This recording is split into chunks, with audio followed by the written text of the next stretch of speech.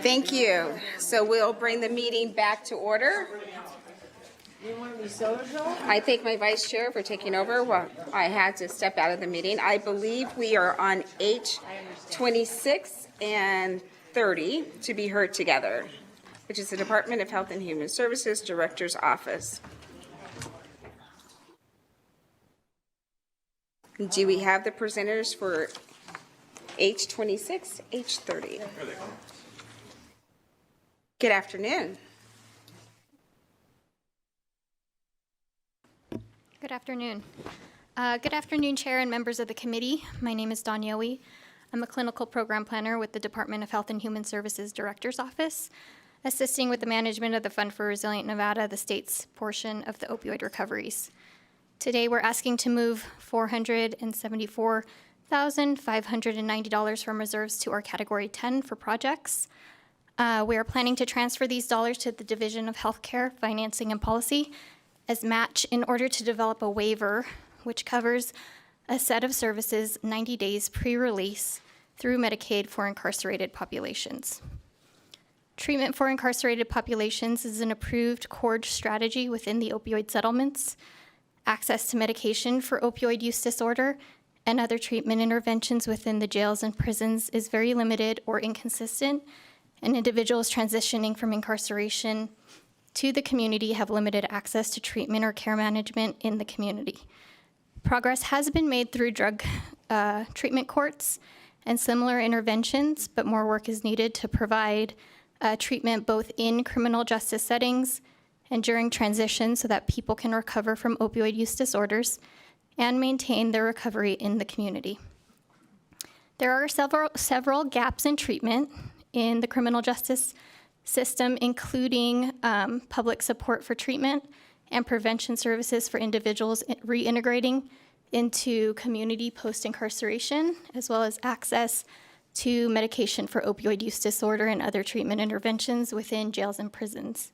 This waiver aligns with Goal 6 of the Nevada Opioid statewide plan, which is to provide opioid prevention treatment consistently across the criminal justice and public safety systems. So today with me is Stacey Weeks, Administrator at the Division of Healthcare Financing and Policy, and we're available for questions.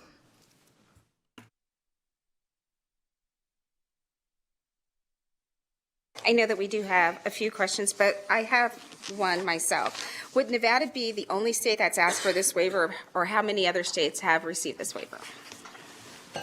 Madam Chair, Stacey Weeks for the record, Nevada Medicaid Division of Healthcare Financing and Policy. Actually, at this time, I know that California has received this waiver.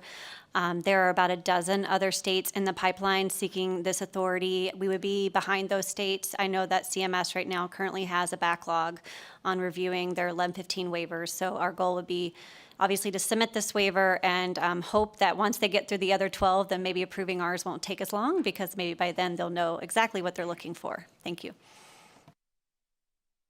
Awesome, thank you. Senator Harris? Thank you, Madam Chair. How would the Department of Health and Human Services collaborate with the Department of Corrections to provide services to inmates under the proposed waiver? Madam Chair, committee members, Stacey Weeks for the record, Division of Healthcare Financing and Policy. That is a really good question. We have been talking to other states that have been working on these types of waivers, and that is one of the most important pieces is coordination. As a payer, we obviously can get the authority to pay for the services, but we need to make sure that our Department of Corrections, jails, and others at the county level, including courts, understand the program and are at the table in designing it. At this time, once we are able to get this funding, we're looking to hire a vendor to help us write the application for the waiver, but not just to do that, but to help us troubleshoot all the many problems that may exist and really developing a system that we can pay for within the correction system. So part of that goal would be to have this vendor facilitate an advisory committee to our division in developing this waiver. We'd be working with them on the many things that we'll need to put together to make this program successful. That will include the Department of Corrections, counties, jails, representatives from the jails, as well as the courts. We're also looking at including legal aid, and in addition to that, we obviously need to include Division of Welfare, Supportive and Services, our eligibility system.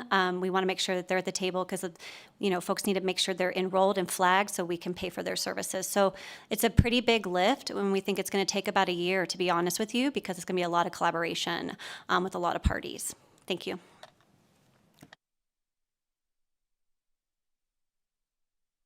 Thank you. Members, any other questions? Members in Carson City, do you have any questions on this agenda item?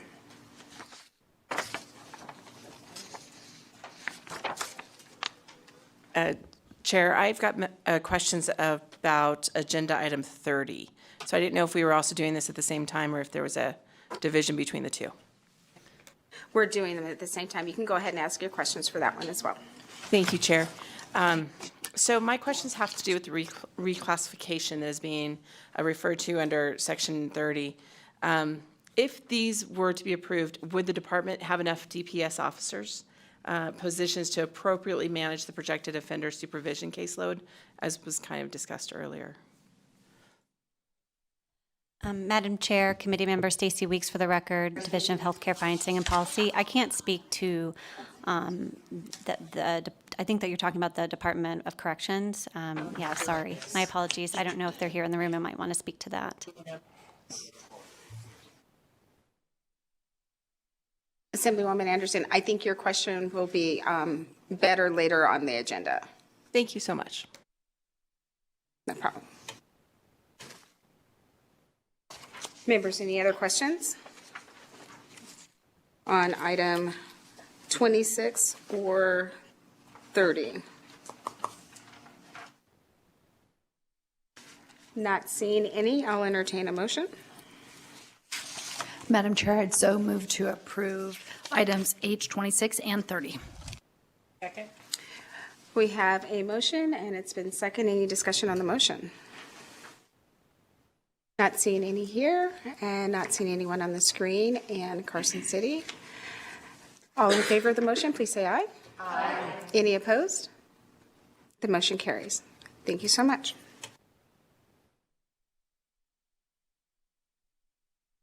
Our next item, it was pulled, it was number 27 by Dr. Titus. And that can be heard in conjunction with 61. And that can be heard in conjunction with item number 61. Good afternoon. Thank you, Madam Chair. I appreciate the opportunity to ask a question on 27. When I was looking at the information that you submitted along with this, what piqued my interest in the purpose of having it pulled to ask the question was the purpose of this is an upgrade in a computer system, correct? And it's an ongoing upgrade. So one of the comments on the benefits is that it's to be help with improved care coordination with community providers to comply with federal regulations. And so my question is, will the community providers be obligated to upgrade their computer systems in order to communicate with this new computer system? And if so, is there funding for that? Because I'm concerned about that segue. Thank you for that question. Dina Schmidt, for the record, Administrator for Aging and Disability Services. So I do have with me in Las Vegas Jeff Duncan, our agency manager, who can answer that question for you as far as the upgrade. It is an ongoing system, and we're replacing our entire system. This funding is being used for a piece of it, specific to home and community-based services. As far as with the integration with community providers, I'm going to defer to Jeff for that. Thank you, Dina. Jeff Duncan for the record. While I'm not our IT expert, it is a web-based system, and I don't think we anticipate any impact to our community partners having to upgrade computer equipment. It would just be a web-based system. But we'd be happy to follow up and get you information if you need further clarification. Great, thank you. Because when we talk about things like off the shelf, we talk about access, and then when all these numbers and programs are thrown out there, end users, such as myself, can't get into the program. We just saw that with recent death certificate upgrade, and it was an issue to sign those. And so I just want to make sure it's going to be not impact the very people you're trying to help. So thank you for that. And Madam Chair, if there's no further questions, I'm good with moving to approve this. Members, any other questions? Yes, Assemblywoman Brown-May. Thank you, Madam Chair. Thank you, Mr. Duncan, for that clarification. I just want to follow up a little bit on that. This is specific, though, to home and community-based services waiver implementation. So the provider network that it would apply to would be relatively narrow, specifically through the Division of Aging and Disability Services. And then the providers would have an opportunity to, they're currently communicating through this provider process, and money follows the person. So that would continue long-term. Is that correct? Thank you for the question, Jeff Duncan, Aging Disability Services. So when you hear home and community-based services, this is not specific just to our waivers. This is to multiple programs that we have, from our focus program, our community partners that operate our Older Americans Act programs, et cetera. So when you hear providers, it's not like a Medicaid provider. It's more those community partners, plus all of our internal agency staff that use the system for such services like case management, for example.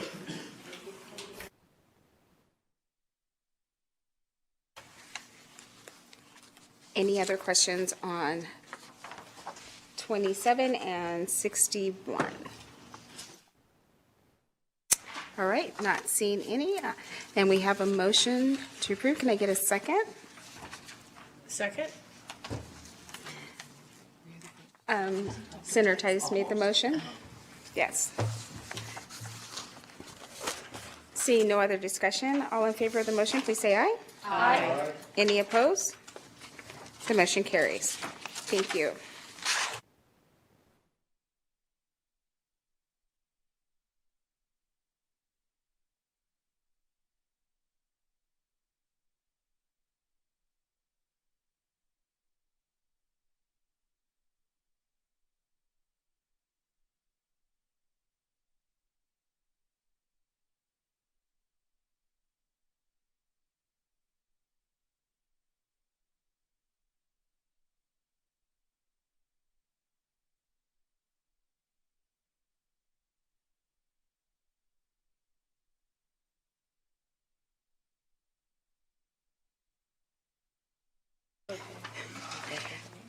We'll move on to item number 36, H36, and invite public and behavioral health to the table again.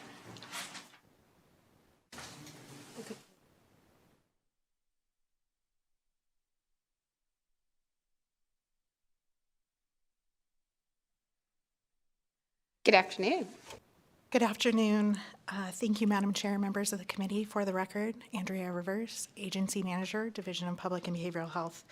H36, or Work Program C 64742, is a request of transfer of authority in the amount of $546,569 from budget account 3234 to support 4 IT and fiscal-related positions to remain in budget account 3223.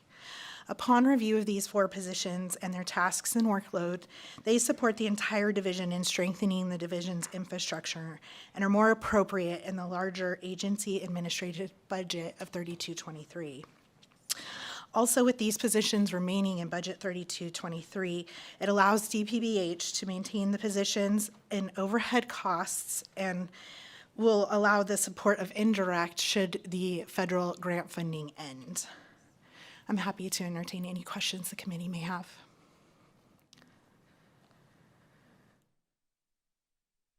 I don't believe we have any specific questions. Just wanted to hear in more detail the explanation. And members, this item is also related to item 35 and 38 that was approved earlier today in the consent agreement. Any questions on item 36 for the presenter? Not seeing any down here, and don't believe there's any in Carson City. So with that, I will entertain a motion to approve. Madam Chair, I'd move to approve H36. I'll second. Any discussion on the motion? Not seeing any. All in favor, please say aye. Aye. Any opposed? The motion carries.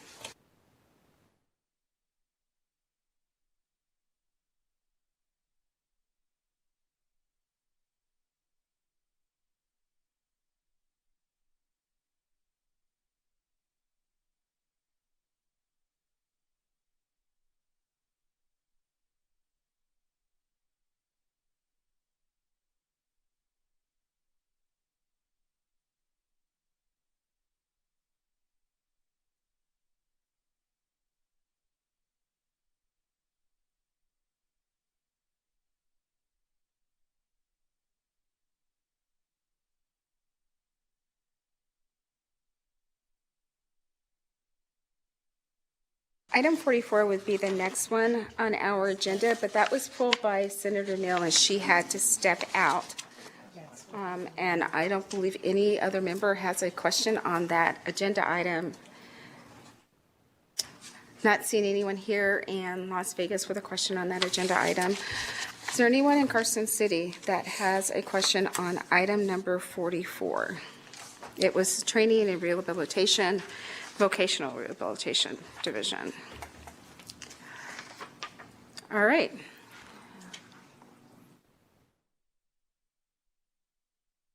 Since we held the person over for 44, if you'd like to step up to the table, because I feel really bad that you're here, and just give us an overview, and then we'll take a vote on that.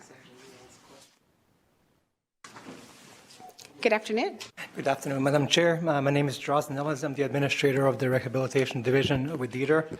And this work program essentially is more of a technical solution that we've gotten some feedback from a couple of the audits, one from the state, one from the federal government, in regards to how we track these particular expenses for this grant. So we just wanted to have a separate category for the pre-employment transition services expenses in one category, one place, so that way it can be more easily tracked. So essentially, just a movement of authority. Members, any questions? So Senator Neal may reach out to you in the future with her question. Unfortunately, she had to leave. We'll be ready, not a problem. All right. Senator Brown, Assemblywoman Brown-May. Thank you, Madam Chair. Prior to taking a motion on this, I feel that it's really important that I disclose, out of an abundance of caution, that my employer contracts with the State Division of Vocational Rehabilitation to provide pre-employment transition supports, and that employer may benefit. I don't really have the detail. However, I do know that there is a long history of contracting with the Division of Vocational Rehabilitation, and as a result, I will abstain from this vote. Thank you so much. And with that, I will entertain a motion. Madam Chair, I so move to approve H44. I'll second. Any discussion on the motion? Seeing none, all in favor, please say aye. Aye. Any opposed? And we have one abstaining, and that will be Assemblywoman Brown-May. Thank you so much.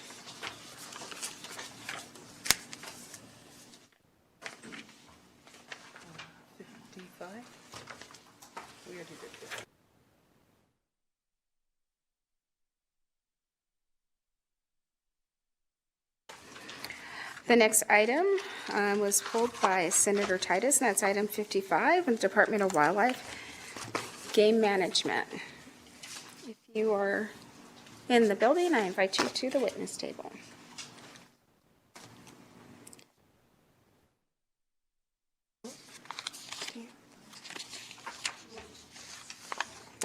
Yes, good afternoon, Madam Chair. So thank you, Chair, for allowing me to pull that agenda item. And you're probably not surprised that I had it pulled. It's a question I've had a lot on deer wildlife management or deer populations. And when I saw that in 55, you're pulling funds from the deer and antelope category of game administration and put it into some categories that I feel are not associated with those populations, like fur-bearing and migratory birds. I'm just questioning that wisdom and monies you are using for mule deer habitat? That would be my first question. Second is current deer herd populations that you may have estimated. And my third would be, did you decrease your deer tags that you issued for 2023? And I have your previous documents that you responded to me last year when I asked this question. Thank you for the question. For the record, Alan Janae, Director, Nevada Department of Wildlife. And so when you specifically ask about the question relative to funds for habitat, those come out of our Habitat Division. And so they wouldn't be reflected within this grant. And so there are still funds well supported within the Habitat Division that are being implemented for habitat work, for mule deer, and for sagebrush habitats. As far as the other questions, I do have Sean Espinoza, Game Division Administrator here, that can help answer those other two questions specific to mule deer. Yeah, thank you for the question, Senator Titus. Sean Espinoza, Game Division Administrator, for the record. So it's no secret that our mule deer populations have declined for roughly the last 40 to 50 years. This largely reflects drought conditions that we've experienced, particularly in the last decade. And we've seen fawn recruitment decline as well. So that's one of the biggest reasons that we're not seeing our mule deer populations increase or remain stable, is we're not able to recruit individuals. We're seeing this also in sage-grouse populations as well. So our sagebrush obligates are having trouble out there with respect to drought and loss of sagebrush due to wildfire. So that's why we're seeing these declines in species like that. Our mule deer population estimate for this last year was 68,000 animals. Which represents a pretty significant decline from what we even saw 10 years ago, which was about 109,000 animals. In response to that, we've declined mule deer tags by about 30%, and mule deer tags decreased significantly really this last year. So we're responding to that.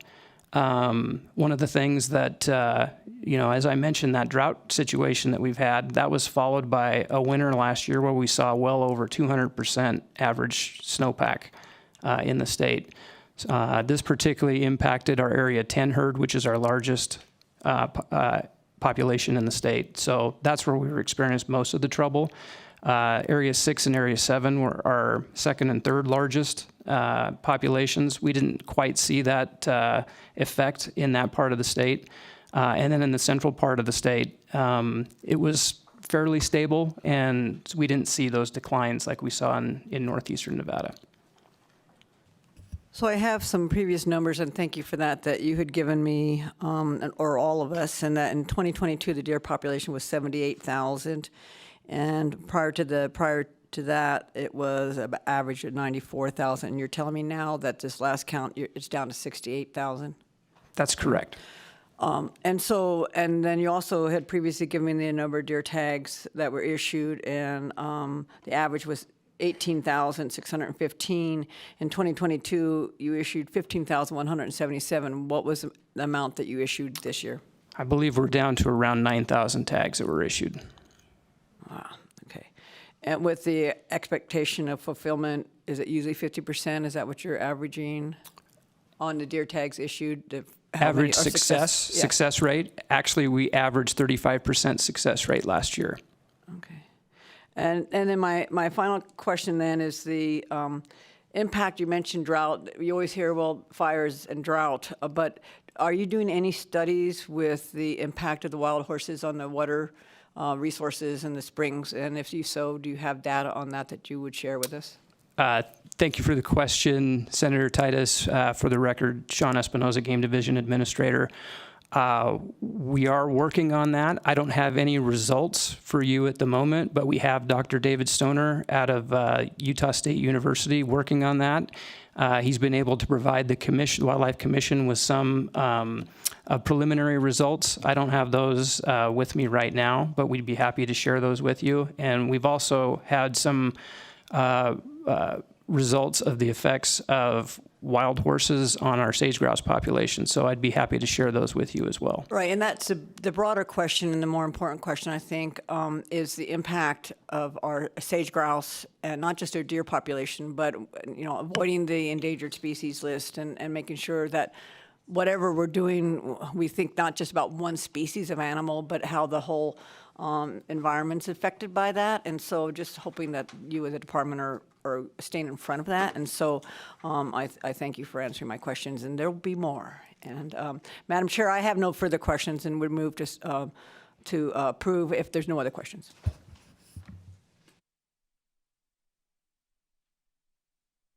Members, any other questions on this item?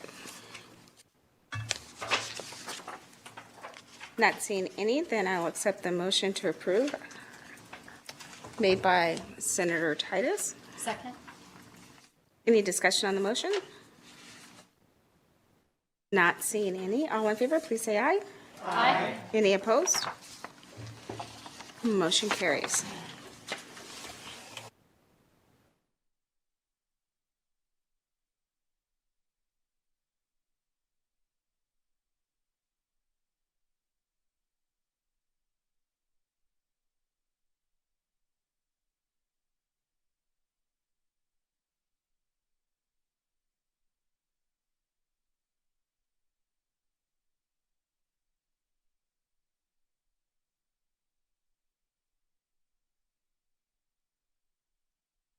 We'll invite the Department of Public Safety, Parole and Probation to come up about the reclassifications, and I believe that after your presentation, Assemblywoman Anderson has a few questions for you on the reclassifications. Good afternoon, Madam Chair and members of the committee. My name is Aaron Evans. I'm the Deputy Chief for the Division of Parole and Probation. We have made a request to reclassify one of our vacant officer positions into an information technology professional position to support our ongoing records management system replacement, and then the future enhancements that system will require of maintaining a very large record management system containing, many millions of records. We feel we need that position to be a good liaison with us and our vendor as a single point of contact to, one, get this project across the finish line, which is very near to, and then the continued development that will be required in the future. I'd be happy to answer any questions. Thank you so much. Assemblywoman Anderson. Thank you, Chair, and I'm sorry about my mistake earlier. So you already had a preview of this question.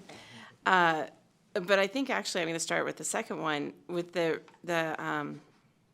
why is there no, instead of reclassification, has there been any discussion about possibly seeking a new IT professional position, given the number of DPS officers approved and funded are basically based upon caseload driven? So has there been any discussion about instead of the other way, doing this the other way? Aaron Evans for the record. Yes, we did talk with the director's office about our best options going forward. With the number of vacancies that we have in our officer positions, we thought it would be easier and quicker to get the position. In hindsight, being what it is, we should have asked for this position when we entered into this contract with a new vendor. Instead, we placed the duties of being the project manager at the division on the back of an existing employee with existing duties. And in hindsight, like I said, we should have had somebody new dedicated to this position to begin with, and we didn't. So we felt that reclassifying an existing position would have been an easier, faster than requesting a new one. And unfortunately, we didn't do it during the last session, and it just kind of, everything came to a head, and this is the route we chose. Follow up, if I may, Chair? Go ahead. Thank you so much. So, number one, have you had any, do you think you will be actually able to hire somebody? But then also going back to the question I asked in the wrong area, would you have enough, I guess, DPS officer positions to appropriately manage the projected offender supervision caseload with this restructure? Aaron Evans for the record. I do believe we will have qualified applicants for this position, and also backfilling any positions that may be vacated by it. one vacancy, getting rid of one position when we have almost 90 vacancies across the state is a very small drop in the bucket. If we were able to hire and fill the other 89 positions and it was the one position that we're missing, I would be over the moon with where everything would be because we're that short, and that just is putting such a burden on everybody that works at the division. So we truly feel that one position, when it's spread out amongst the 165 officers in Vegas, doesn't make any impact really. So getting rid of it doesn't hurt. It is a caseload-driven thing, but it's not like people go unsupervised, right? So we supervise people with the bodies that we have, not the positions we have. The cases aren't sitting in vacant positions and not being supervised. Like they're assigned to real bodies. So a vacant position does us no good as it stands right now. Thank you, and thank you, Chair. Thank you. Members, any other questions on the reclassification? Not seeing any here in Las Vegas. How about in Carson City?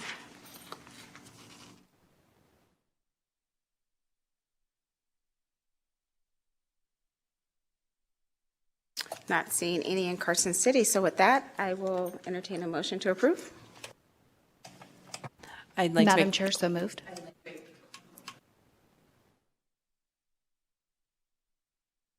I'm sorry, did we hear something from up north? I would just like to second the motion. Totally forgot to do that at the end of my questions.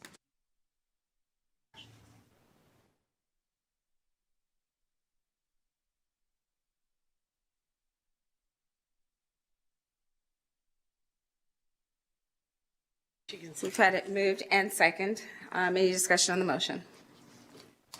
Not seeing any. All in favor, please say aye. Aye. Any opposed? The motion carries. And I believe that is it for H, and we are going to go a little out of order. And we're going to go to J, the statement of our IFC contingency account balance. And Ms. Kaufman will walk the committee through the IFC contingency balance. Thank you, Madam Chair. The agenda item I is being taken slightly out of order just because it does have a tie to agenda item K1, which is a contingency request. I would point the committee to volume 4, page 131, and that is the statement of the Interim Finance Committee's contingency account. I would note that there was an item that was withdrawn today that was for a contingency request. So the statement that is in your packet needs to be revised. And so the balance currently, prior to the actions of the IFC, the total amount in the IFC contingency account is $487,249,334.46, with unrestricted amount of $25,037,542.11, and restricted highway funds of $1,639,668.35, with restricted general fund and highway funds of $460,573,724. Now, as I indicated, item L has been withdrawn, and so the numbers on the statement need to be revised. So for fiscal year 2024 allocations pending October 11, 2023 meeting, instead of the amount of, for the total of $20,635,208, that would be adjusted to $20,361,701. The amount for the unrestricted general fund is unchanged at $273,507.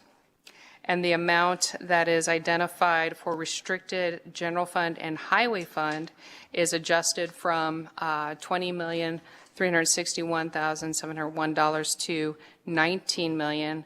$903,020. And that will provide a total, if all of the remaining contingency requests are approved, of $467,807.46. Madam Chair, if you have any questions, I'd be happy to try to answer those. Before you turn your mic off, would you just repeat that last total? I'm sorry. Certainly. The total amount, instead of $466,614,126.46, would instead be $467,072,807.46.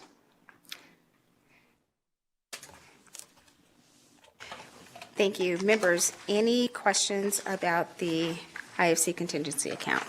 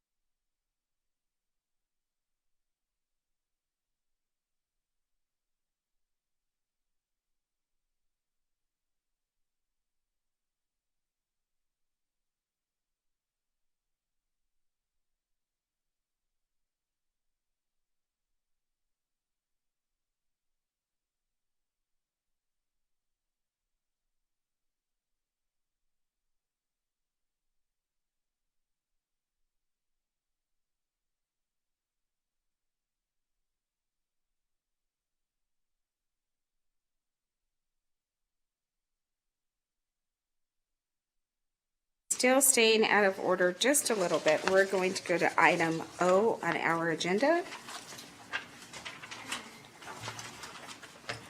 And we'll hear that in conjunction with item U3B.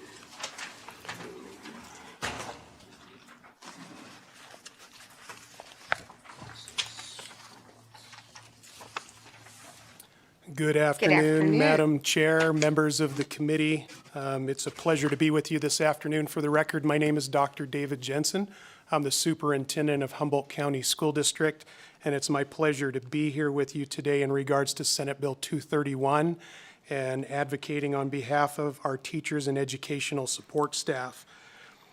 On September 11th, you should have received documentation from Humboldt County School District seeking an allocation of $2,693 and a correction of $2,693,020.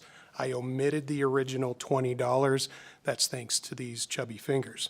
So I'd like to briefly share with the committee the process in our development of this request.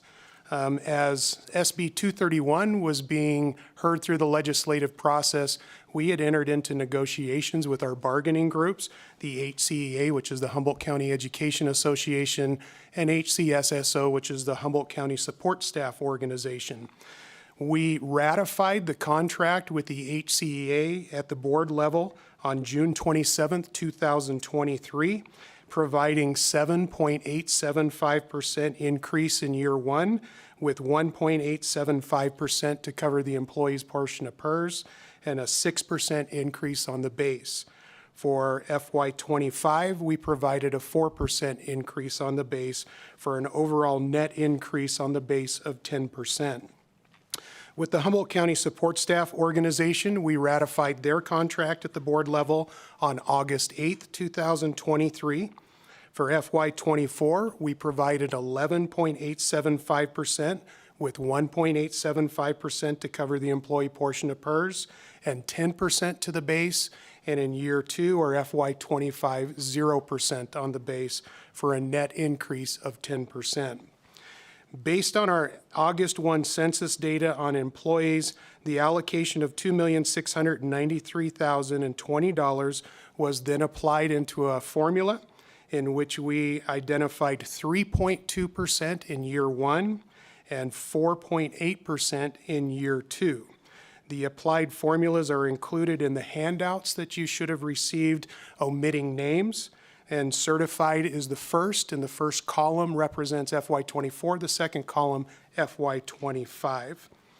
Once we calculated each of those factors, I met with the presidents of both the HCEA and the HCSSO to review our formulas and received approval from both of our bargaining group's presidents to move this forward.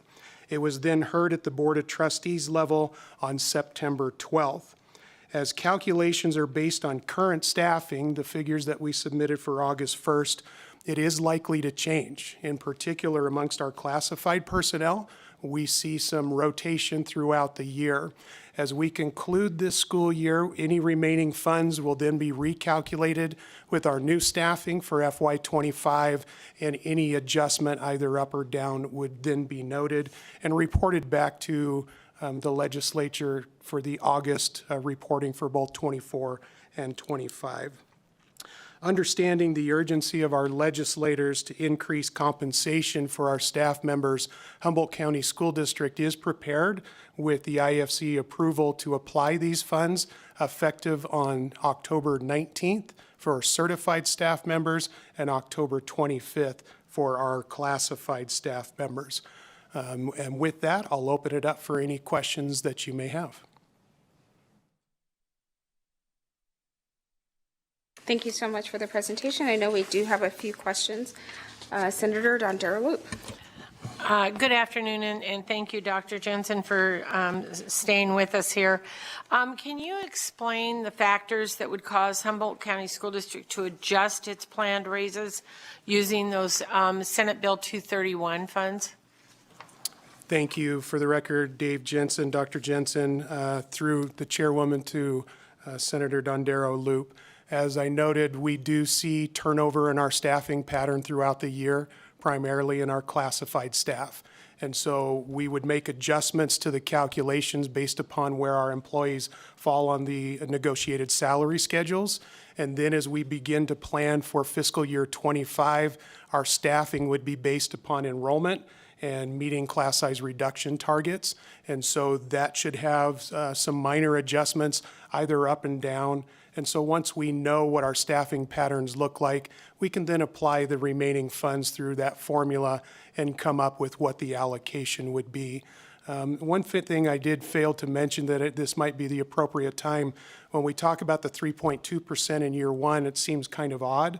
But we're not looking to apply this in a retroactive fashion. So we ran that for the whole fiscal year. We would apply it starting the next pay cycles, the 19th and 25th. And so that 3.2% compressed through the remainder of the year comes closer to about 4% for our employees on their paychecks through the remainder of this fiscal year.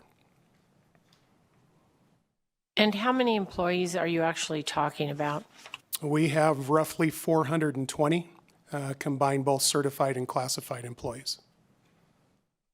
Thank you. And would you also confirm that you are seeking the full maximum amount, that $2,693,000 and $693,020 That is, from the appropriation in Senate Bill 231? Thank you, Dr. Jensen, for the record. Thank you, Senator Dondero Loop. Yes, we are requesting the full allocation of $2,693,020. Glad we got that $20 on the record. Thank you very much, Dr. Jensen, and thank you for staying with us. Members, any other questions? No. Senator Canizaro.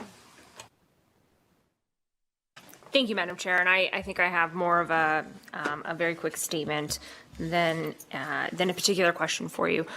First, I just want to thank you for coming with a plan on how to utilize these funds. I'm really pleased to see that we're talking about both teachers and our support staff in our schools. I think that is exactly what and is exactly what Senate Bill 231 was designed to get at. And I appreciate you bringing forward a full plan that recognizes that there is this room for these raises. I'm happy to see this as an agenda item, Madam Chair.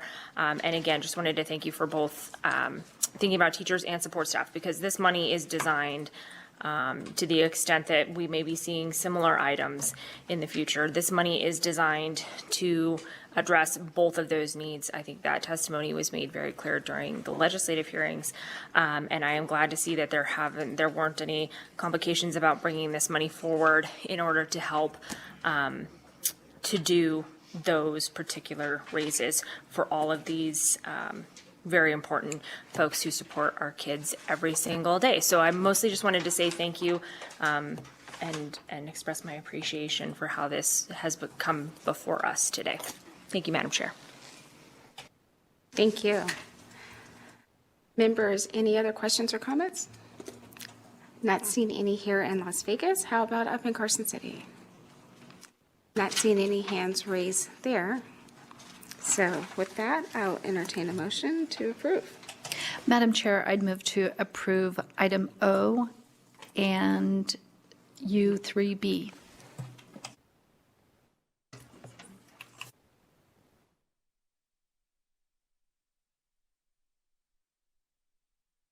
Madam Chair, I'll clarify my motion. I'd move to approve O.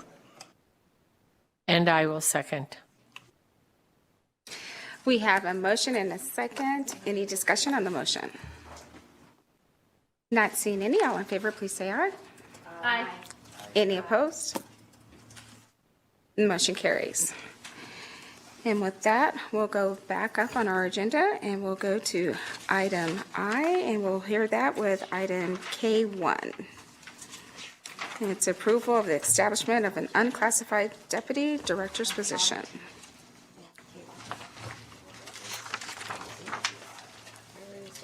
Good afternoon. This is Terry Reynolds, Director for the Department of Business and Industry. Thank you for the opportunity to be here today to present these two items. First of all, I'd like to explain that the request for the approval of the establishment of unclassified deputy director position, that position was authorized in SB 431. And this is really a technical adjustment to include it into the unclassified pay bill, AB 522, to be able to authorize and create the position as an unclassified position within that pay bill. This deputy director position will be the position that will oversee the Office of Boards and Commissions within the Department of Business and Industry. So that's this portion, and if then I can get into the second portion of that if you'd like. K1. Yes, please go ahead. Thank you. K1 is request for funding for the basically for the year for the deputy director position for that. When this was authorized in SB 431, there was no budget put with it. So we're having to come before you and request contingency funds for that budget. However, this is really to get things going, and I want to go through what we have done to date to show you why we need this position now to carry forward with that. In the future, we're looking at the possibility of an assessment. Right now, the 37 boards and commissions within the legislation that was approved have about 250,000 active licensees. So if you look at it, about $5 per licensee per year would fund the total operation of the office. And we're looking at, over time, having approximately 8 positions. That would include the deputy director position.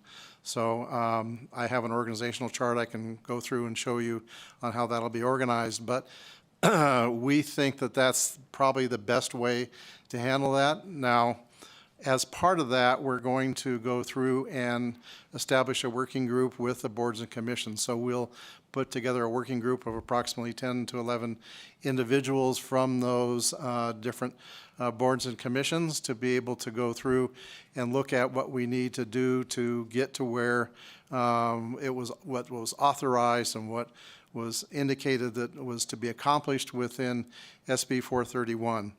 The issue that we have right now is to make sure that because we have a wide dichotomy between the boards and commissions, we have some that are fairly well off in terms of their membership and their dues, and we have ones that have very few staff and very small budgets. So we need to look at, what is the best way to approach this across the board, but we don't want to be coming back and asking for general funds or for contingency funds from you. We want to be able to fund this as a fee-based program to oversee the boards and commissions within BNI. So we think that's the most effective way to handle it after this initial request. For right now, we have gathered the contact information of each occupational board, the executive director, their council, the staff, their organizational charts, the assigned deputy attorney general, if applicable, and not all have that, but if it is applicable to that, any contract employees. We have, we're getting their budgets. We looked at their current budget, their fee and membership structure, their audits for the last 3 years, the number of licensees, the status of licenses. Are they increasing or decreasing? Is this something that's growing or not growing, or is it static?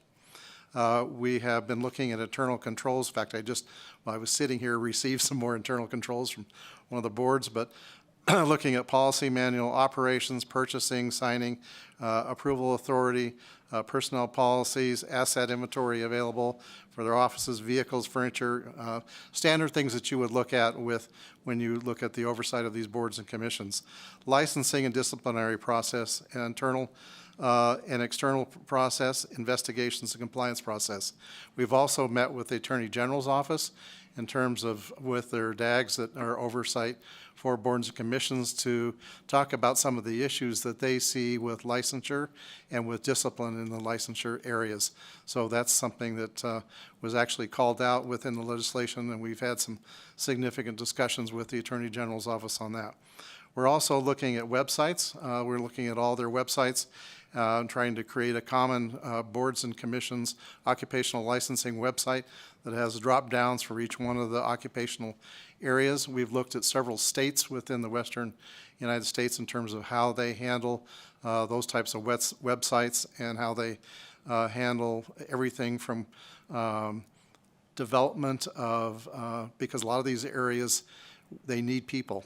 They need to attract people, they need to train people, and how they can advertise as part of the website for that, but also the transparency part of it, consumer affairs portion of that, so that we have kind of a full perspective and kind of a one-stop shop where you can go into a website and drop down and get that information.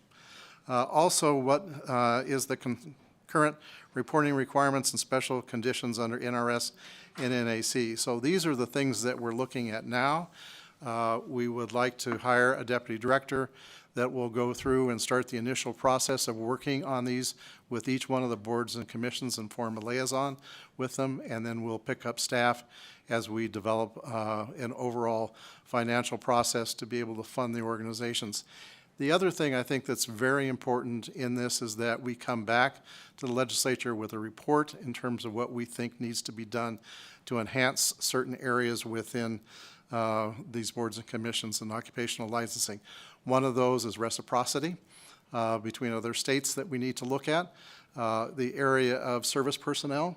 I'm on the Veterans Advisory Council, and I know that that has been a hot topic for us, is when service personnel come in to the area of their spouse, being able to have some reciprocity for the occupations that they may be in, so they can start work instead of having to wait 18 months to 2 years to get their license to be able to start work. That's a very important topic. We have a lot of areas that that we need to look at in terms of what's outlined in the legislation, but we're going to take some of the things and come back to you and report and say, these are the changes that need to be made. These are the areas that we're going to focus in on, and I want to do that with the consent and the approval of those occupational licensing boards, so we can come to you in a united front and not be going back and forth on it. So that's the kind of the overall plan that we have, and that's why we're asking right now to establish this with a request for contingency funds, and then from there, we hope to get it self-funded through a fee structure for licensing. I'm happy to answer any questions. I believe we do have a few questions for you. Thank you so much for the presentation. Assemblywoman Bacchus. Thank you so much, Madam Chair, and thank you, Director Reynolds. My first question, and I want to anticipate, and I doubt the governor thought this through, but it almost seems like it didn't need a budget item because you and your staff are probably well underway of dealing with what was set forth in SB 431. And with that, is there any consequences if we did defer the implementation of basically creating the office, or more specifically permitting the hiring of a deputy director until the long-term funding plan is actually implemented? Terry Reynolds, Director for the Department of Business and Industry. I think, to be real honest with you, we would get very little done coming forward from here. We have a lot of staff vacancies, as everyone else does, although we're probably a little bit lower than the average. We're around 11 to 12%, but still, we only have 2 deputy directors, one that handles personnel and financial administration, the other that handles our consumer unit, minority affairs, business development. And so the capacity to be able to take this forward is rather limited. And so that's why we're asking for this now, so we can put together the funding program to go forward with it. I think we would not get as far without having this position, and I'm concerned about the capacity of being able to take this on. Madam Chair, is that okay? Thank you. Also, Director Reynolds, and you kind of went through a high level of the assessment for the funding plan of looking at it as I think you said $5 per year for each of the members of the various boards and commissions. With that, what else do you anticipate plans to utilize an assessment of the various boards, commissions, and other statutory bodies to provide long-term support for the personnel activities and operational expenditures of the new office? Terry Reynolds, Deputy Director, or Director for the Department of Business and Industry. In regard to the Deputy Director position, this is really, we've been working on it since July, about 2.5 months of work on it, and I really can't give you an extensive answer on that until we really assess the piles of information that we've received from our boards and commissions.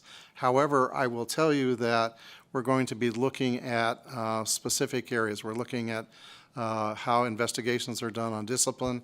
We're going to look at the process, the hearing process, in terms of how to set that up in terms of having it to be fair. We're looking at the impediments or on the other side, the ease of it takes to get licensing when you come into the state. If you're already licensed in another state and you come into this state, what are the impediments to getting you licensed within the state? And we want to remove as much of those impediments as possible. So there's a lot of moving parts that we have to look at, but first of all, we want to look at what exists now within our state in these occupational categories, and then from there, we will go through and make recommendations as to streamlining some of those processes. Like I said, and we have a large dichotomy of between some of the boards. You have boards that are very small, and you have ones that are fairly well funded, I should say, by their licensees. So we want to make sure that there's equity too in terms of how we charge and how we look at the support for each one of those boards and commissions as they function. And the Madam Chair, I have just one follow-up question. Thank you for that. And just looking forward, I know the department is asking right now for the deputy director. How many employees do you anticipate needing for this office to be fully functional during the interim? So how many anticipated positions that may come back to us at IFC to be funded over this biennium. And then looking forward to the 2025 legislative session, how many individuals do you believe or positions would be required to fully staff the office? Thank you for the question, Terry Reynolds, Director for the Department of Business and Industry. I did submit a staffing plan to the staff here. There'll be basically 8 total positions that'll be hired over the next through the next biennium, but we're not going to hire the other additional 7 positions until we get the funding plan put together to be able to go forward with that. But they are, and I can list them out for you, and I did supply information to your staff on them, and an organizational chart. The Deputy Director will oversee a staff of 7, a Chief Compliance Audit Investigator for investigations, Administrative Services Officer 3 for administration and licensing, an Accounting Assistant 3, Administrative Attorney to look at the discipline issues and licensing issues, a Legal Research Assistant 2, an Administrative Assistant 4 for administrative support, and an IT Master Professional IT 2 position for the IT systems to integrate on the websites. So that's what we think will be necessary to support these occupational licensing boards and commissions. We've looked at staffing plans from other areas, other states, and we think this is a good start in terms of looking at how to do it with a minimal amount of positions and then back up from our staffing right now. As you know, probably know, boards and commissions are no stranger to business and industry. We oversee 25 now boards and commissions. We issue a little more than 265,000 licenses a year within our department. And so we have a lot of expertise and knowledge about what it takes to put together this type of system and this type of office.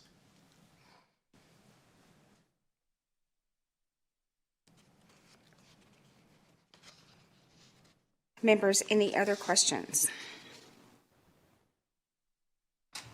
Not seeing any here in Las Vegas. Any questions up in Carson City?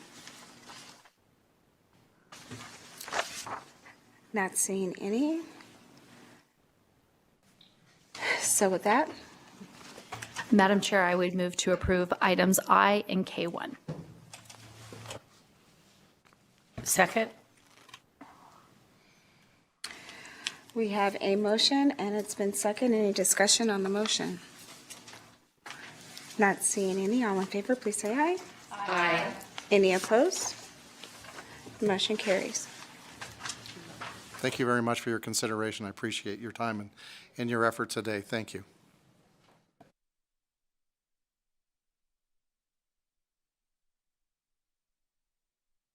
Thank you. The next item on our agenda is K2. It's the Office of the Military, a request for allocation of $88,382 to support information technology services provided by the office for the Chief Information Officer. Good afternoon. Good afternoon, Madam Chair, members of the committee. Cheryl Tyler from Office of the Military. I'm here today to request $88,382 to provide PC LAN support and agency IT support from the Office of the Chief Information Officer to our agency. I'm available to answer any questions that you may have. Thank you so much. Members, any questions concerning this allocation? Not seeing any here in Las Vegas. Any questions up there in Carson City? Not seeing any hands raised. So with that, I'll entertain a motion. Madam Chair, so moved. Second. We have a motion. It's been second. Any discussion on the motion? Not seeing any. All in favor, please say aye. Aye. Any opposed? The motion carries. Thank you so much for joining us. Thank you very much. The next item. The next item under K will be K3, so the Department of Administration, Division of State Library, Archives, and Public Records.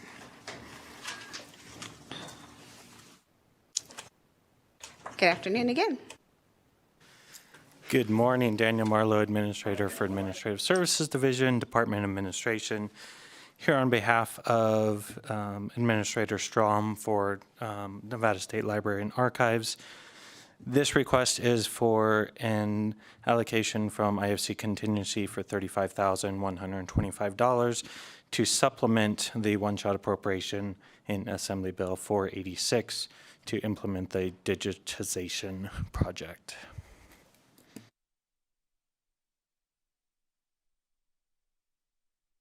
Nice and simple. Members, any questions? Not seeing any here in Las Vegas. Do we have any questions on this agenda item in Carson City? Not seeing any. With that, I'll entertain a motion. Madam Chair, I so move to approve K3. Second. We have a motion. It's been second. Any discussion on the motion? Not seeing any. All in favor, please say aye. Aye. Any opposed? The motion carries. Moving on our agenda, item L was withdrawn, so we will go to item M, request for allocation from the IFC contingency account.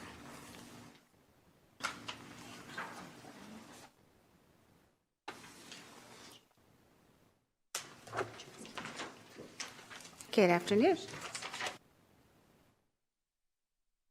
Good afternoon. Thank you, Madam Chair and members of the committee. For the record, my name is Amy Stevenson, and I serve as the director for the Governor's Finance Office. Long day with you. I am 1/3 of the executive committee that oversees the Core NV project, along with Director Rob from the Department of Administration and the State Controller. You see that they're not here with me, so they're leaving me alone. But I did bring some other friends with me today to help answer any questions this committee may have. Here in Las Vegas, we do have the selected vendor, CGI. And in Las Vegas, I have the administrators for the Office of Project Management, Purchasing, and Human Resources, in case you need them. Per AB 468 of the 2023 legislative session, this agenda item requests $9,890,100 from the general fund and $2,319,900 from highway funds for costs associated with the implementation of the Enterprise Resource Planning System project. This request is for fiscal year 24 projected costs only, based on the deliverables in the contract that was negotiated with CGI. The implementation of the Core NV project will be a phased approach, focusing on minimum viable product first, with delivery of the base system functionality for finance by January 1, 2025, and the base system functionality for HR June 30th, 2025. With that, that concludes my presentation, and I stand ready for any questions you may have. Thank you so much, and I believe we do have a few questions. We will start with Assemblywoman Brown-May. Thank you, Madam Chair. Thank you for that. Ms. Stevenson, it's really great to see you. Thanks for sticking with us. We talked a lot about this during the legislative session as we were coming out of a transformation effort that was less than successful. And so this one, we're at $90.2 million that was approved at the last Board Examiners meeting, but with $10 million in ARPA dollars. So my first question is, can you confirm that this $10 million in ARPA dollars would be the first appropriation, the first expenditure for this new contract, and that it's ARPA dollars? Thank you. Through you, Madam Chair, to Assemblywoman Brown-May.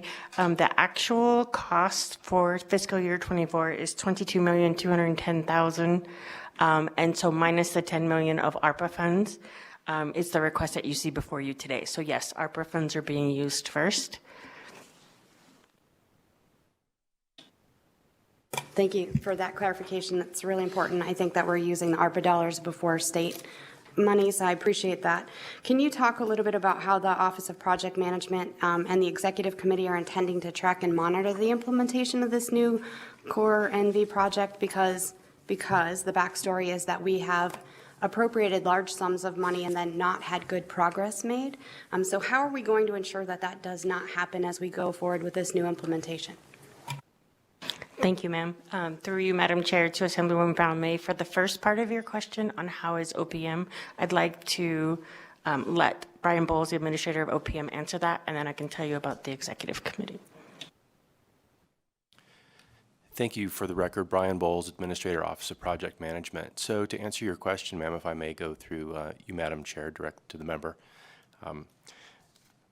OPM is been completely restructured as far as its purpose and staffing at the leadership level in order to provide that kind of oversight.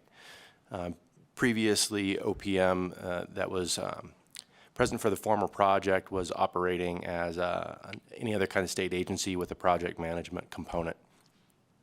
We have restructured that in form of training and discipline to make sure that project management drives, as a discipline, drives all of the decisions that are made. Our leadership meets weekly with the Executive Committee comprised of Director Stevenson, Director Robb, and Controller Matthews. And so that oversight from an executive leadership perspective is very robust, and the cadence is pretty frequent.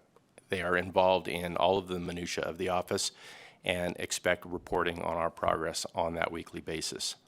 Within OPM, we have myself and the other members of the leadership, OCM manager and the senior project manager that meet daily to monitor our staff and what they're doing and how they're interacting with our vendor.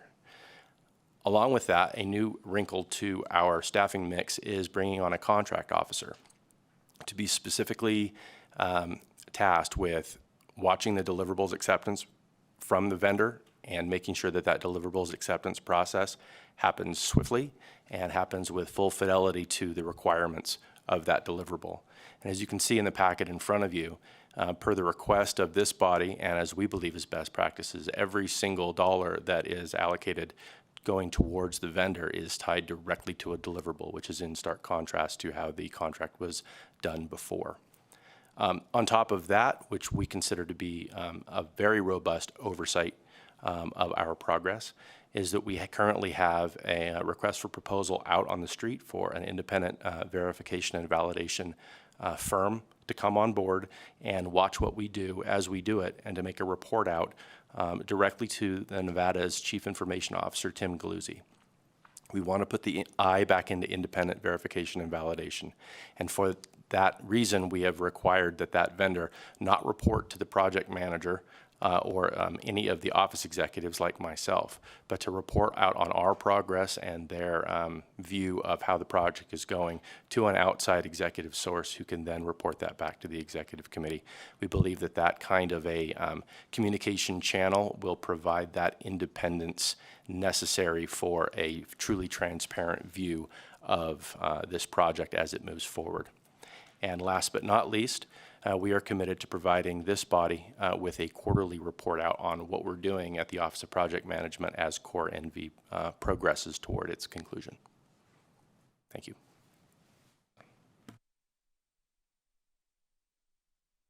And I believe we do have representatives from CGI Technologies and Solutions in the audience. I invite you up to the table just so the members can meet you.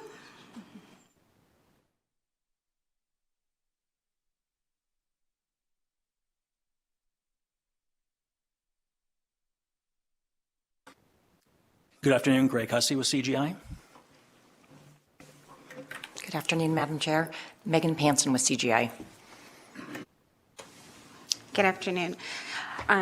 You're coming into this project, and the state of Nevada has spent a great deal of money on a system that we are not able to utilize. There was a lot of discussion during the legislative session to make sure that payments would not be made until items were delivered upon. All eyes, not just ours, within the state will be looking at the work that you are doing. I cannot say it strong enough that we are counting on you to get the work done, get it done on time, early if possible. There will be no payments made until that work is done. But I wanted our members to see who you are meet you and express, no threats, just, it's where we're at, right? So wanted to make sure you understood the importance of that. Thank you very much, and we do. And we look forward to the project. Our solution is built for government. We've installed for multiple states, and we're looking forward to Nevada being our next successful installation. Perfect. Members, any questions? Do we have anyone in Carson City that have any questions for the vendor? Chair, Or I do. for?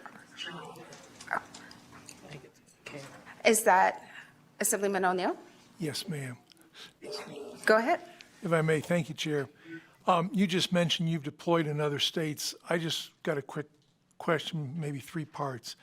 A, is the timeline we're giving you reasonable and you think you can stick to it? I've dealt with IT projects and it always seems like the timeline has to be expanded. And can the states that you have deployed in, are they similar programs such as we're requesting here in Nevada to ensure your success, our success? Yeah, we've put a lot of thought into our implementation approach, and it actually was informed by other projects we've done successfully. If you'll just state your name again I'm for the sorry. record. I know it's repetitive, but necessary. Greg Hussey, CGI, sorry. So back to your question, we put a lot of thought into it. We thought about the implementation because we knew how critical it was to hit the dates. And those decisions were informed with other states we've done successfully. We do know it's going to take, as Amy said there, Ms. Stevenson, that'll be, January for financial and then 6 months later for HR. And to the question you asked, your neighbor states actually use Advantage in Arizona, in Utah, and Alaska, and they do use the full suite of solutions we're going to implement for Nevada as well. So we can depend on you for success, correct? Correct. We've never had a failed project, so we always expect success. Thank you very much for that confirmation. I feel so much better than what we've had in the past. Thank you, Chair. Thank you. Members, any other questions? Not seeing any here in Las Vegas and not seeing any, no other hands being raised in Carson City. I'd say welcome to Nevada. We look forward to your success because if you're successful, so are we. And with that, I will entertain a motion. Madam Chair, I would move to approve item N. And I will second the motion. We have a motion to approve. It's been seconded. Any discussion on the motion? Not seeing any. All in favor, please say aye. Aye. Any opposed? The motion does carry. Moving on to the next item on our agenda, which is item N. And item N has a request for an allocation from the IFC.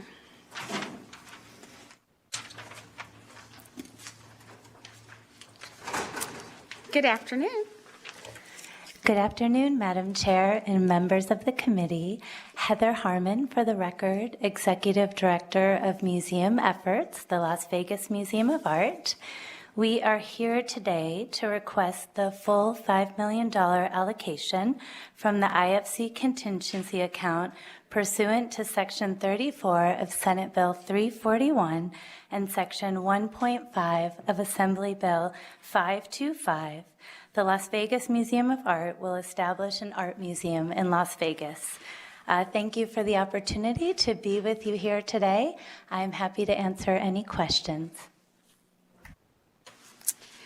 Good afternoon, Ms. Harmon, and thank you for your patience in sitting through this entire meeting. I am so looking forward to this museum.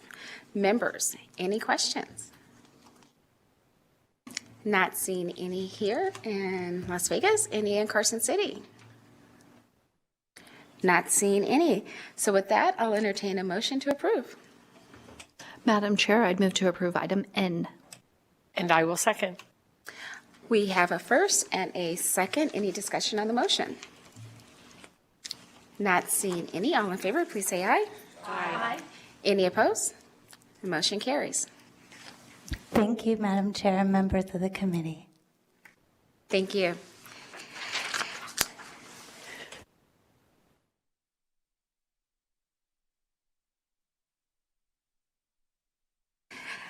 Moving on to the next item on our agenda, it will be item P.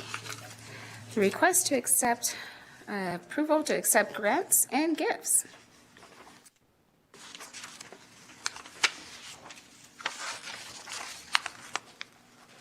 Good afternoon.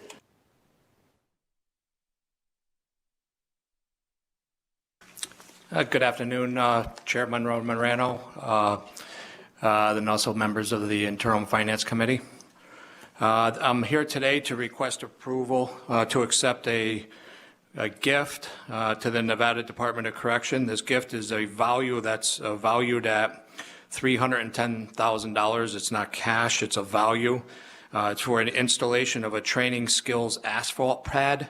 The donation will be coming from a group called Hope for Prisoners, and it's to be used for certified commercial driver's license training for the offenders. When we looked at nationally to see what jobs were really being pushed where they couldn't find enough employees, those with CDL driving for truck driving was probably one of the most well sought and looked for employees. So we thought we would be able to benefit this in the Department of Corrections by training offenders in the Department of Correction that are getting at the end of their sentence, that are looking for, that need jobs, getting them those higher paid jobs that we can actually have sustainable living. Hope for Prisoners does have the accredited certified drivers training school that is going to be providing this to the offenders. They will also be providing their own simulators for classroom training and also the tractor trailers for the actual pad. We have teamed up with the Department of Motor Vehicles, who is on board, that already worked out the certifications of the pad and the training school to be able to deliver this. And they will be driving, or I don't want to say driving, they will be focusing on the CDL license issuance once they complete this training and qualify for a driver's license.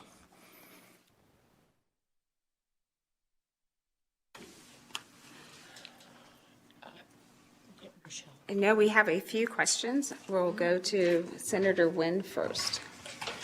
Thank you, Director. It's always nice to see you. I have a couple of questions. Obviously, I never want to turn away free money that we have here.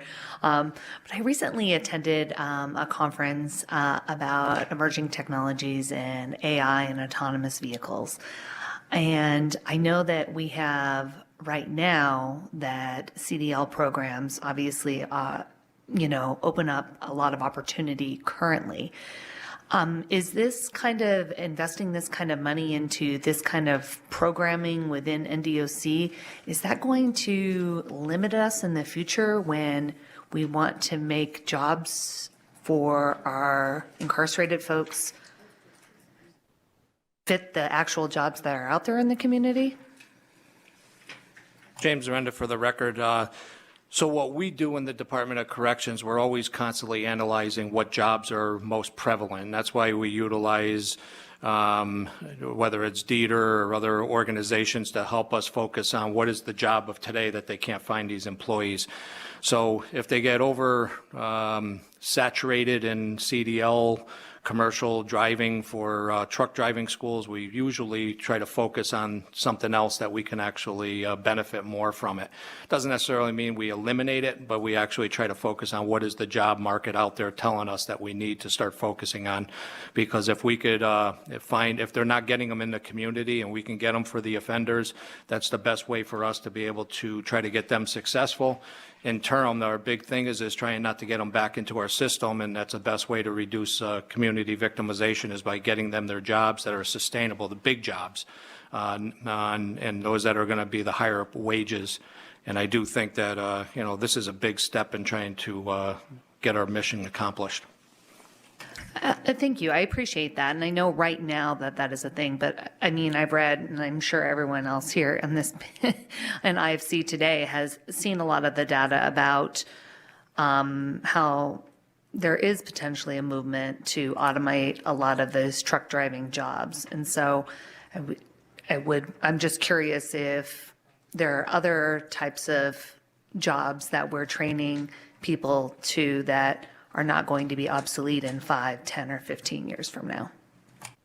So James Renda, for the record, this is part of a bigger picture that we have on our mission, is to also open up what's called a vocational village that's going to open up a group of individuals that could be trained, hopefully open for the entire Department of Corrections offenders, to be able to be trained in vocation ed training, which is going to be HVAC, plumbing, electrical, carpentry, those type of training jobs that will certify them.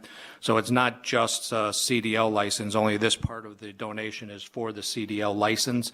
Our big picture is going to open it up to a lot other vocational ed training. And the 2023 recidivism study that came out in August, it was based upon the cohorts that were released from prison in 2019 and tracked them over a 3-year period. The recidivism study showed that the largest program or effect on reducing recidivism was vocational ed services. So that's really another reason why we're focusing on this big picture, is because if something already is showing us what's affecting recidivism rates going down, we're going to target that and go after it and put our resources there. Chair, may I ask one final question here? I guess that leads me back to the partnerships, and I know I've asked this question before, the partnerships that you have with these local organizations such as Hope for Prisoners, and I'm sure there are other programs. Do we keep any kind of data to see how successful those are other than general recidivism rates? Do we collect data on placement, like average hourly rate that people are getting out of those? Do we currently keep that information, or is that something that we do not? So James Renner, for the record, yes and no. We keep the data of those that we place in the community with those jobs. We do not track what happens after those jobs, because a lot of our placements are followed up by parole and probation. We don't track their numbers. They may, but all we do is track that, what we did with the offender, where they went, and what we got them. I guess I'm just curious, and I'm hopeful that in the future it may be something that you will look at, just because I know that there are many vocational programs that are out there, and some are more successful than others, and some of them place people in higher paying jobs than others. Some of them do it more efficiently than others. And so I'd really like to know that when, obviously that's not really the thing here because this is a donation, but when we're placing people and having these partnerships, that we're doing them with the organizations that have actual data to prove that they're successful, instead of, just are the only one and they're one of many doing it. I guess that's my point. It's more of a comment. So if I can, James Renner, for the record, so that recidivism study that did come out, which I can provide, came out in August of 23, showed that when we had the offenders return into the facilities, to the prison system within the 3 years of discharge, we tracked how many of them actually went through our vocational ed training, or GED training, or the GED certifications, or substance use disorder, and tried to, when they came back in, we tracked how many of them came back that actually went through these programs or did not, and found out that the majority of them that did not come back, majority of them were actually in vocational ed training, which got the recidivism study to show that the most successful of those offenders that went out actually were ones that went through the training and got these jobs in the community that were sustainable.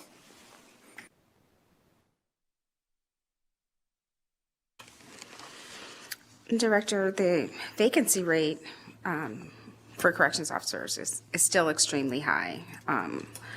Could the department safely expand the transportation services for eligible offenders and provide additional corrections officer staffing for the new CDL program and the vocational village?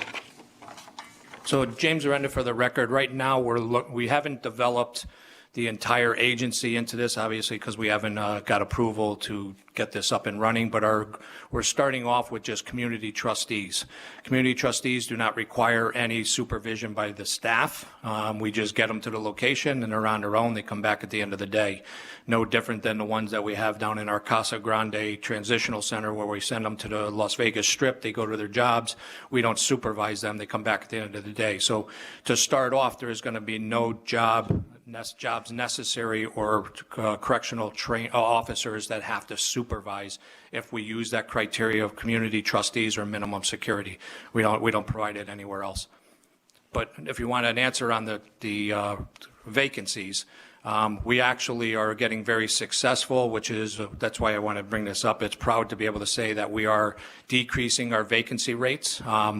We have had, if you want to hear, our Deputy Director, Christina Shea, has the data from this year on where we are with our numbers of correction officers that we've hired since July, and how many of them and how many have left the agency. Our numbers are we're taking in more and hiring more correction officers than losing, and the numbers are getting a lot higher. We have over 150 right now that are candidates requesting to be correction officers. That's outside of that we've already hired.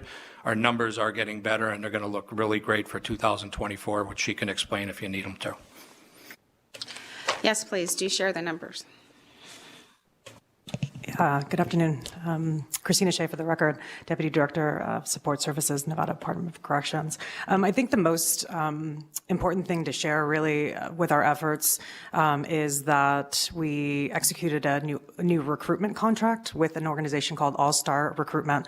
And I'm really excited to share this because I think that this is something that as a state we can leverage more of, is doing social media campaigns, actually doing ads, ad spends and trying to funnel people in. So we started about 2 weeks ago, and we had over 1,500 leads into our system. We have a CRM system that's tracking all of it, that sends text messages to candidates, and you're actually communicating with them like on the fly. Out of the 1,500, roughly 848 pass initial pre-screen, and in just 2 weeks we had 70 applications into NV apps. So we're really starting to see some of these campaigns pay off over time. So that I think is really what's driving and shifting it, is just people understanding what we do and also doing positive messaging in our advertisements and on social media and Facebook. Director and I got a call from somebody in New York or Connecticut who actually saw some of our ads coming through nationwide. So that's what I'd like to share. So of those 1,500, do you know how many of those were Nevadans? You said the advertisement is nationwide, so you're getting hits from all over the country, but are you getting a large number of Nevadans?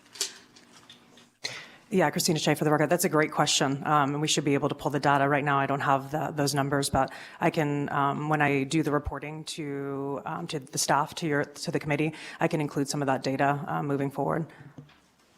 That would be great to know. So make sure I understand it correctly. The asphalt will be, or the Vocational Village will be inside of Southern Nevada Correctional Facility.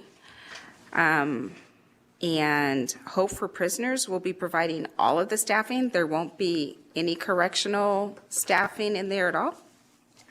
James Arenda, for the record, that is correct. At this point, if we do community trustees and minimum staffing, that is correct. They provide all the certified trainers. The Hope for Prisoners has connected with all their resources, and they have providers that they are either paying for or they're volunteering to come in to do all the certified training. So they're going to provide all the certified training and certification and get their licensure while they're with us. And then Hope for Prisoners is connected with Workforce Connections and Dieter and a lot of the different companies throughout the state that they are placing those individuals into. So they are the ones that are driving the market for the placement of the individuals through the training. When you talk about where it is, Vocational Village is going to go into a empty Kwanzaa hut structure that's on the grounds of the Southern Desert Correctional Center, and that is attached to the Three Lakes Valley Correctional Center, which is a minimum security facility that's on the grounds. So it's attached to each other. The actual asphalt pad is going to be up at the Three Lakes Valley Correctional Center. So Hope for Prisoners will run the program, but they're partnering with, if my backup notes are correct, they're partnering with Ahern Advanced Career Training to actually administer the CDL program. Will that not cost the state money? Or are they donating their time? Nothing comes for free. James Renner for the record. What's coming for free from the state, but not from Hope for Prisoners. Hope for Prisoners has the donations that were provided to have this resourced throughout the term. So they will be providing it either, like I said, either they're paying them or they're going to get them volunteers from those organizations to come in to do it. And then they already have relationships and partnerships with employers. Do you know about how many employers and who those employers would be?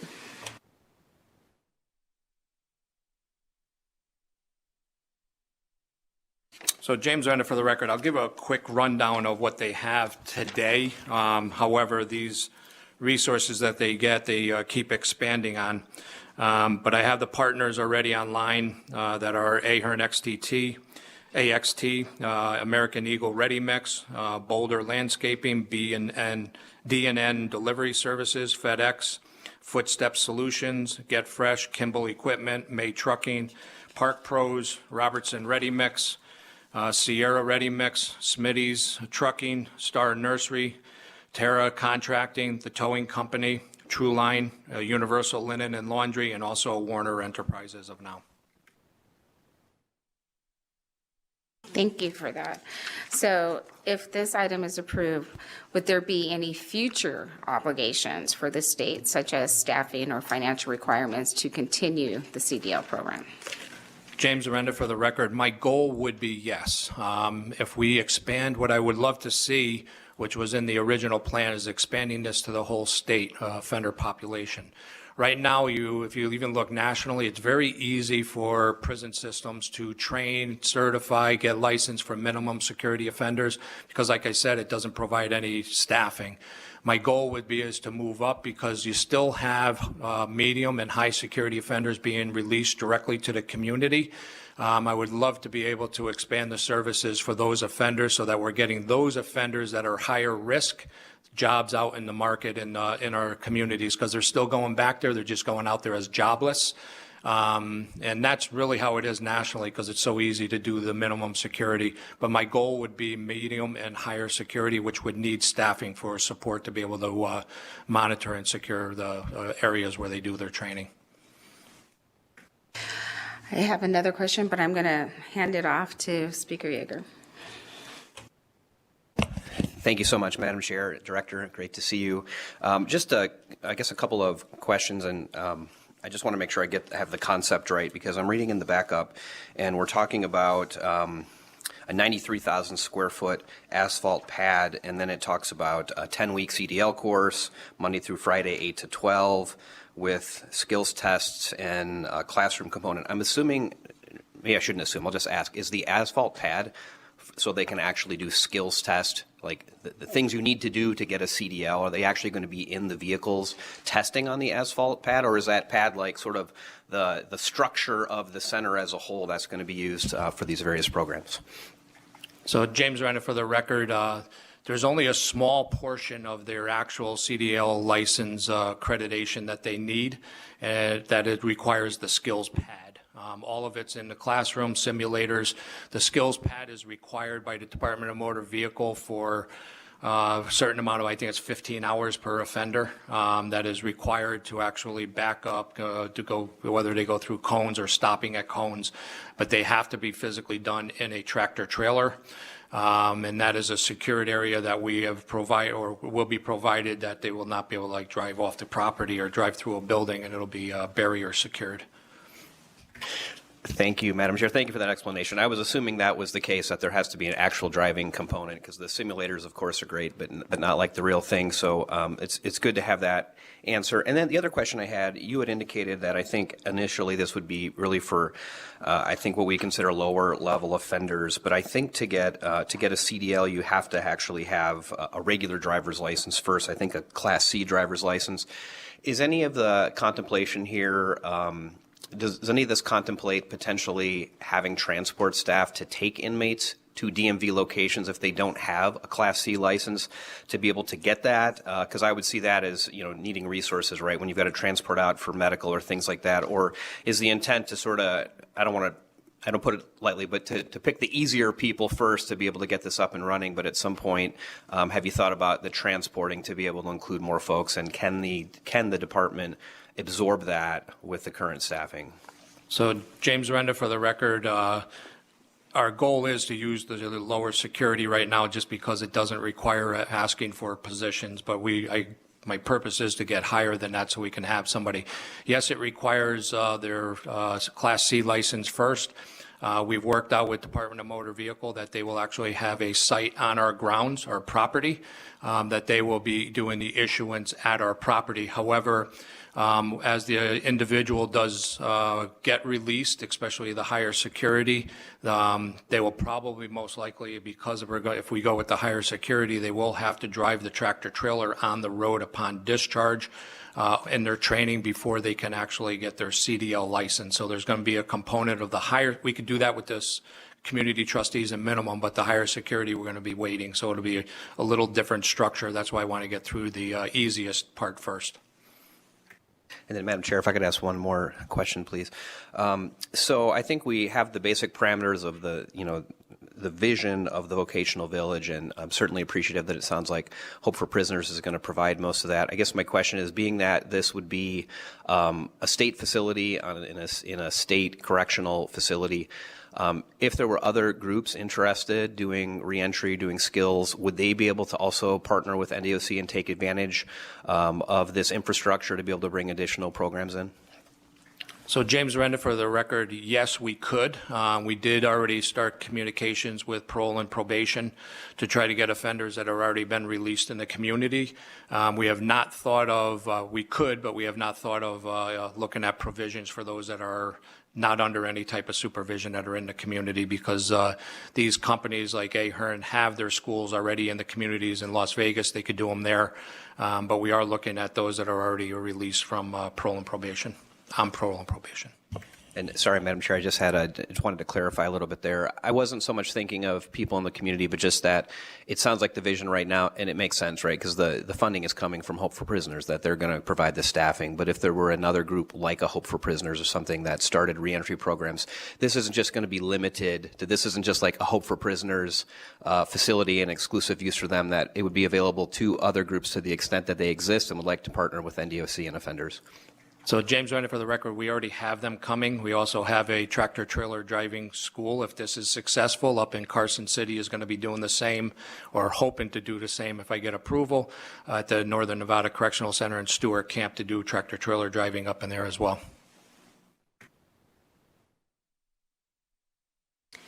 Thank you. Members, any other questions? Madam Chair? Senator Tice? Yes, thank you. And thank you for being here. I know it seems like a lot of questions for a gift, and so I appreciate your patience, sir. But I actually do have a couple questions. First off, we're getting the pad, and I understand I think it's been ad nauseum asked the questions about how the services, et cetera. But are they also supplying the trucks? James Renda, for the record, yes, Ahern is providing 2 tractor trailers. And then quickly, I used to do CDL physicals, mandated that they pass a physical requirement as a component to getting their CDL. They have to have that capability card. Is that going to be something that you're going to help them get? Will your providers be able to issue those, or will that take a separate entity?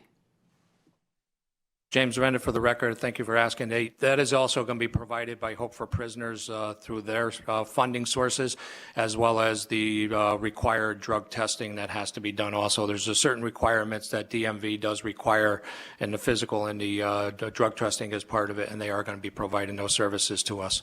Well, thank you for that, and thank you for thinking forward about something we need to do for our prisoners. So thank you very much. Thank you, Madam Chair. Thank you. Senator Dondero-Luke.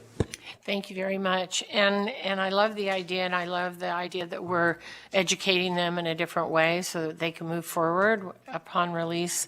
I guess my question is if I own a company and I want to use this driving facility, will I have to pay a stipend? Because it sounds like, and maybe I'm misunderstanding, but it sounds like if I'm a company and I want to send people there to learn how to drive their truck, I can just use this. And yet, as a state, we're paying, even though Hope for Prisoners is doing part of it, we have some financial obligation as well. So are they going to have to pay a stipend to use this at some point, if they're private? James Renda, for the record, we did not come up with any stipend for them. It was basically as long as they provided the services free to us, that was going to be considered their pay to us, is that they're going to provide services, but we have not done any type of a stipend or even brought that up. So that won't be so that won't be a tax credit on their end. It'll just be that they can use that because they have already provided a service. James Renda, that is correct. Okay, thank you. Thank you. Members, any other questions? Not seeing any here in Las Vegas. Any other questions in Carson City? Not seeing any. So with that, I'll entertain a motion. Madam Chair, I'd move to approve item P. Second. We have a motion. It's been second. Any discussion on the motion? Not seeing any. All in favor, please say aye.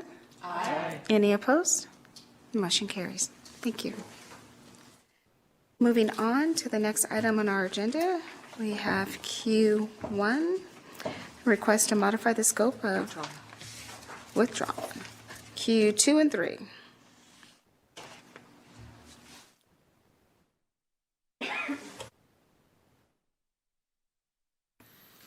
Good afternoon, Chair and members of the committee. My name is Kent Lefevre, and I serve as the Administrator of Public Works. I have a question about item Q. I'm wondering if you want to take item 2 and 3 together or separately. Yes, I would. Thank you. No, 2 and 3 together would be perfect. Thank you. Joining me at the table in Las Vegas is Deputy Director Matt Tuma, and also here with me is Daniel Marlowe, who is the administrator at ASD. This request is to modify the scope of Project 23C37 to allow for the additional purchase of one building in Carson City and to receive and expend an additional $2.5 million from Project 23C36 for building improvements. These tenant improvements will include roofing, repairs, mechanical systems, low voltage communications, and the like. So with that, I'll take any questions you may have.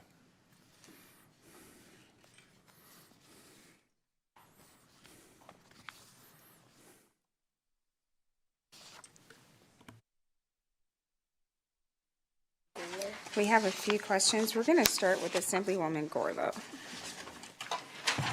Thank you very much, Chair. Could you just please confirm that there would be sufficient funding would be available to fund the identified tenant and building improvements for the office buildings? Kent Lefevre for the record. Yes, we've looked at that, and we're confident that there'll be sufficient funding for those TIs.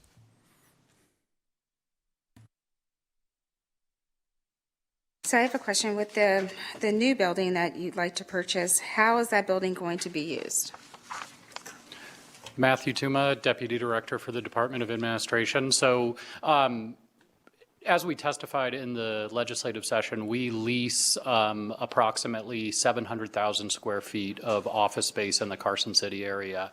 We were approved for the purchase of the Arrowhead building, which adds about a little over 100,000 square feet of state-owned office space in Carson City.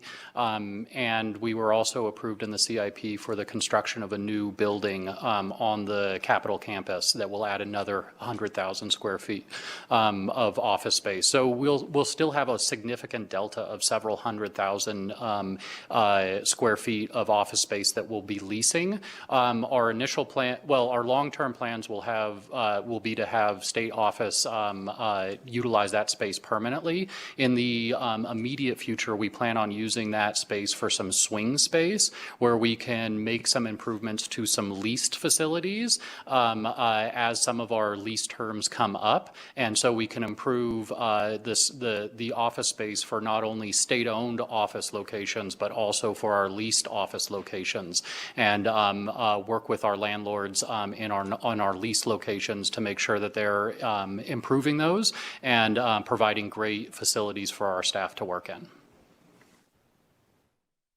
So agencies will kind of camp out there for a while the leased building is being repaired, and who's covering the cost for the leased building? If we're leasing it, shouldn't the owner pay for any improvements, or is the state taking on that expense? So Matthew Tuma, for the record, so we would only be paying for lease space or space that we're occupying at that point in time. So the idea would be that as leases term up, if that's a facility that requires some significant investment or some significant improvement from the landlord, that we would move state office, state workers out of that space at that time. That would give the landlord some time to fix that place up where we wouldn't be paying for rent at that location. And then once we would move back into a location that's sufficient, then we would be paying for rent at that outside location. Any agency utilizing B&G space, we would be subject to B&G rental rates. So no matter what, with all the buildings that we're purchasing, we're still going to be leasing, paying somebody else's mortgage. Matthew Tuma, for the record, unfortunately, that is correct. We are making a huge dent in it this biennium and reducing costs significantly over the long term with the close to 1 million square feet of office space that we're putting online. But going into this biennium, we started off this biennium leasing approximately 2 million square feet of office space statewide, and so that's a big amount to cover. We're making a huge dent in that this biennium, but yeah, we will still have lease space for the foreseeable future, and you can expect more requests to the legislature in the future for addressing those concerns in the long term. And then my last question, others may have questions, but my last one, in making this switch of, moving money from pot A to pot B, the overall plan of building purchases, improvements, do you see down the line that this would have a negative impact? You'll be coming to this body asking for more money in the future. Matthew Tuma, for the record. So I think that I think that capital investments are going to be a strong theme for us going forward. So we are probably going to be requesting additional capital investments in the future, but those are not intended to be duplicative, and that they would be additive at reducing our square footage of lease space and reducing our costs.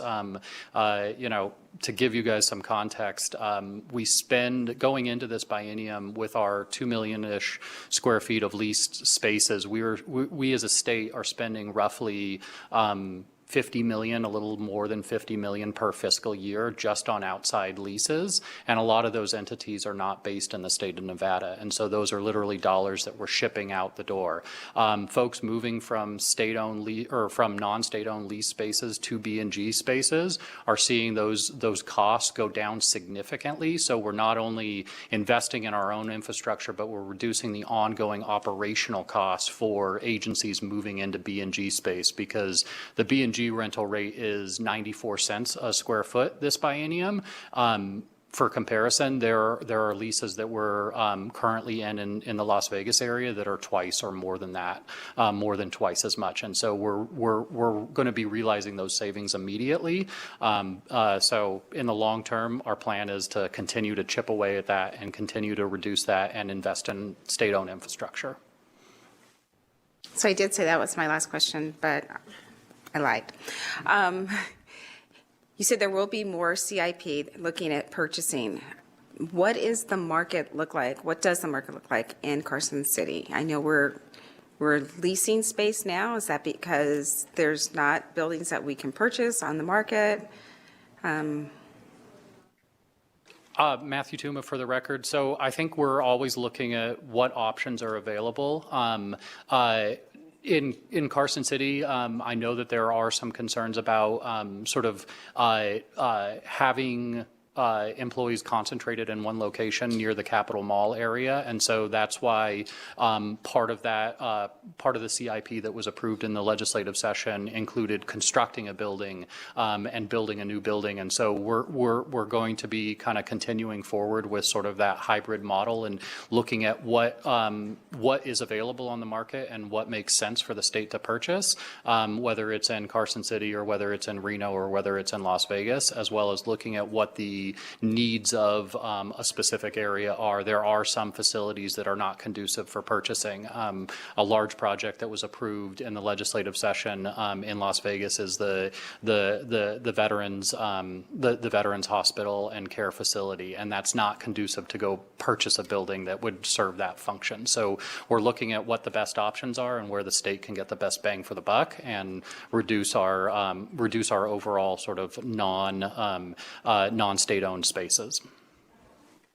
And then last thing, if this is approved, your target purchase date for that site, the Silver Stage site, is October 15th. Is that correct?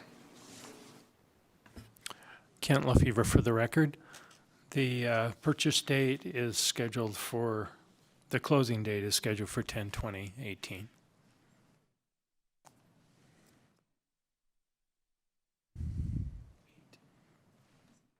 In 2018 and 2023? Oh, I'm sorry, 10/20/23. I was only off by 5 years. Thank you. It's been a long day. Thought I missed something. Okay. Thank you. Members, any other questions?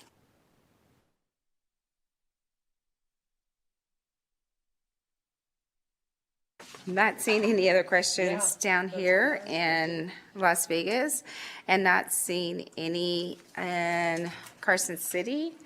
I'll entertain a motion. Madam Chair, I'd move to approve items Q2 and Q3. And I'll second. We have a motion. It's been seconded. Any discussion on the motion? Not seeing any. All in favor, please say aye. Aye. Any opposed? Motion carries. Thank you. Go ahead. Matthew Tuma for the record. I would just add on our appreciation for legislative fiscal staff. We had a withdrawn item and a late submission item on a process issue, and I just really appreciate the collaborative nature of legislative fiscal staff and the committee for moving this forward and getting it forward. So thank you very much. Thank you. We do have an amazing staff, if I do say so myself. Thanks for staying with us all day. I think you've been here since we gavelled in.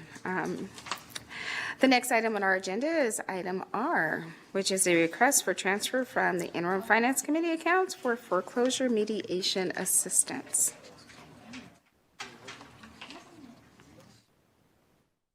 Good afternoon.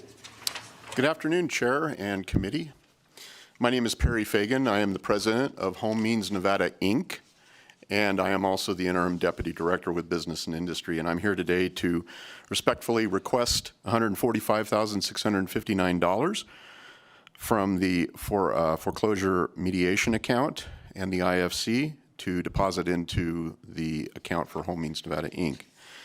In addition, if you would indulge me, I'd also like to provide you with a little bit of additional information that might help to answer some of the previous questions that have arisen over how funding occurs and what we're looking at, if that would be okay with the chair. That will be perfectly fine. Thank you. So I wanted to just kind of give you a little bit of an update on how the program operates from the standpoint of notices of default. In order for the program to be fiscally sound and be able to support itself, we need approximately 4,000 notices of default on an annual basis. Now, no one likes to hear that or see that, and we certainly wouldn't want to wish that upon anybody, but I need to make sure that that's clear for everyone, because that is how the program is funded, is through the notices of default that are filed at the district courts. Last year, we had 3,233 notices of default filed, which was a shortage, which means that the program would not be able to fund itself, and therefore we had to come before you previously for contingency funds. Currently, for the first quarter, we are at 697 notices of default, which is a 6% decrease over last year's same first 3 months of the fiscal year. So unless we see some things dramatically change, I just want to make sure that everyone is aware that we will be probably back here again at some point having to look at contingency funds, which are really the only two options to fund the program as it currently stands. And I'm here to answer any other questions that you would like at this time, but I wanted to make sure that that information was provided to you moving forward. Thank you. Thank you. We do have a few questions. I am going to start with Assemblywoman Hodeggy, and then we will be going to Assemblywoman Mosca. Thank you so much, Madam Chair, and thank you for being here. I just have a quick question because I remember when the bill was before us, and my questions are going to be along the same of those that I had during the regular session. So this program is supposed to be self-sustaining, but for many years now it hasn't been able to sustain itself. And it's not just because the number of notice of defaults being recorded are down, but it's also, to me, it's not sustaining because the number of people who actually elect to participate in the mediation isn't very high. It's always been low, even at the height of the program when it was created. The number of people who chose to participate was relatively low, and a lot of that has to do with the fact that there's a cost to the homeowner.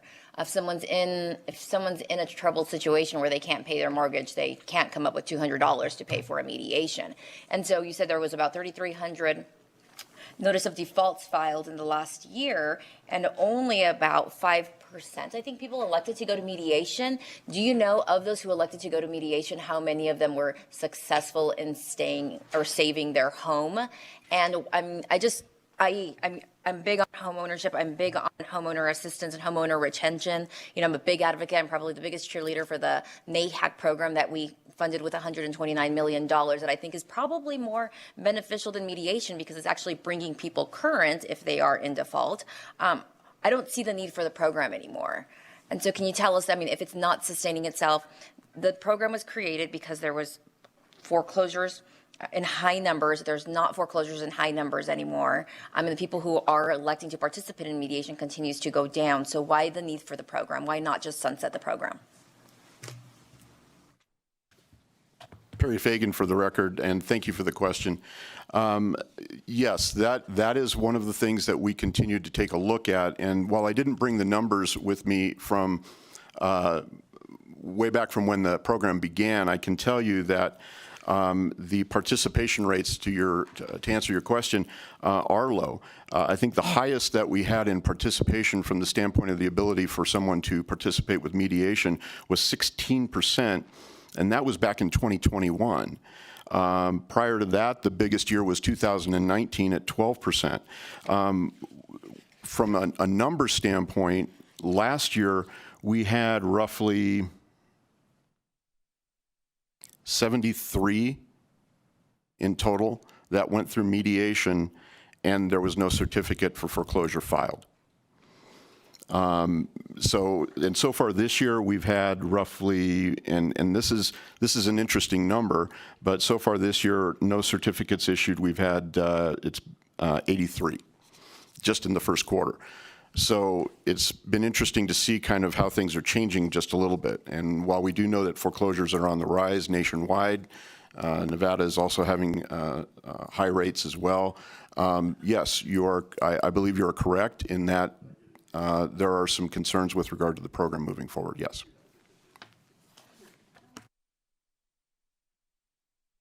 Thank you for answering that. I appreciate it. And I just do have a follow-up because we do have, I believe it's still $100 million available from the $129 million that we issued to NAHAC for homeowner assistance and retention. When you guys receive a request for mediation, are you guys partnering with NAHAC? Because the goal is to keep the people in their home. And so are you guys partnering with NAHAC to use those assistance dollars? I believe everyone who applies and qualifies is eligible for up to $65,000 to reinstate their mortgage if they're in default. Do you guys have a partnership with them? Perry Fagan for the record. Thank you for the question.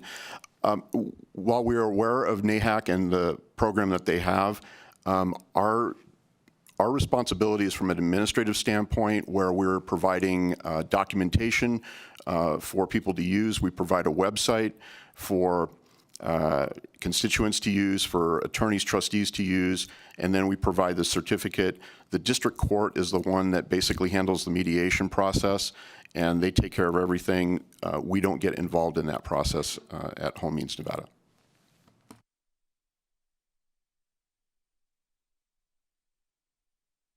Assemblywoman Mosca. Thank you, Chair. And similar to my colleague, can you just share what are you doing to promote your foreclosure mediation services to homeowners so people even know about it? Thank you for the question. Again, Perry Fagan for the record. So we do not have a marketing budget. That is not something that we do. I've been asked in the past about, what we do to promote. It's hard for me to answer that question, because we do provide a website, we do provide resources on the website, but honestly, at the end of the day, we're the ones that are issuing the certificate to foreclose. That's our job. That's what the statute says that we're supposed to do. So we are very simply providing the following things. We provide the documentation that's used. We provide the website that can be used as well, and then we provide the certificate to foreclose or not.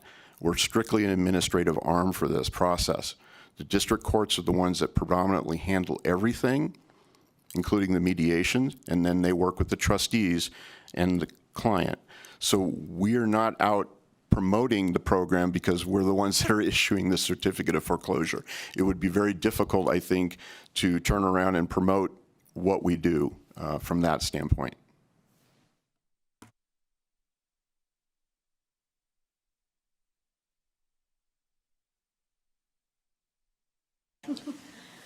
Members, any other questions? Not seeing any here in Las Vegas. Is there anyone in Carson City with any questions? Not seeing any hands raised there. So with that, I'll accept a motion. Madam Chair, I'd move to approve item R. And I'll second. We have a motion that's been seconded. Any discussion on the motion? Not seeing any. All in favor, please say aye. Aye. Any opposed? Motion carries. Thank you, Chair, for your time. Thank you. That takes us to item S, request for approval to commit money to enter into a contingency fee contract. Good afternoon.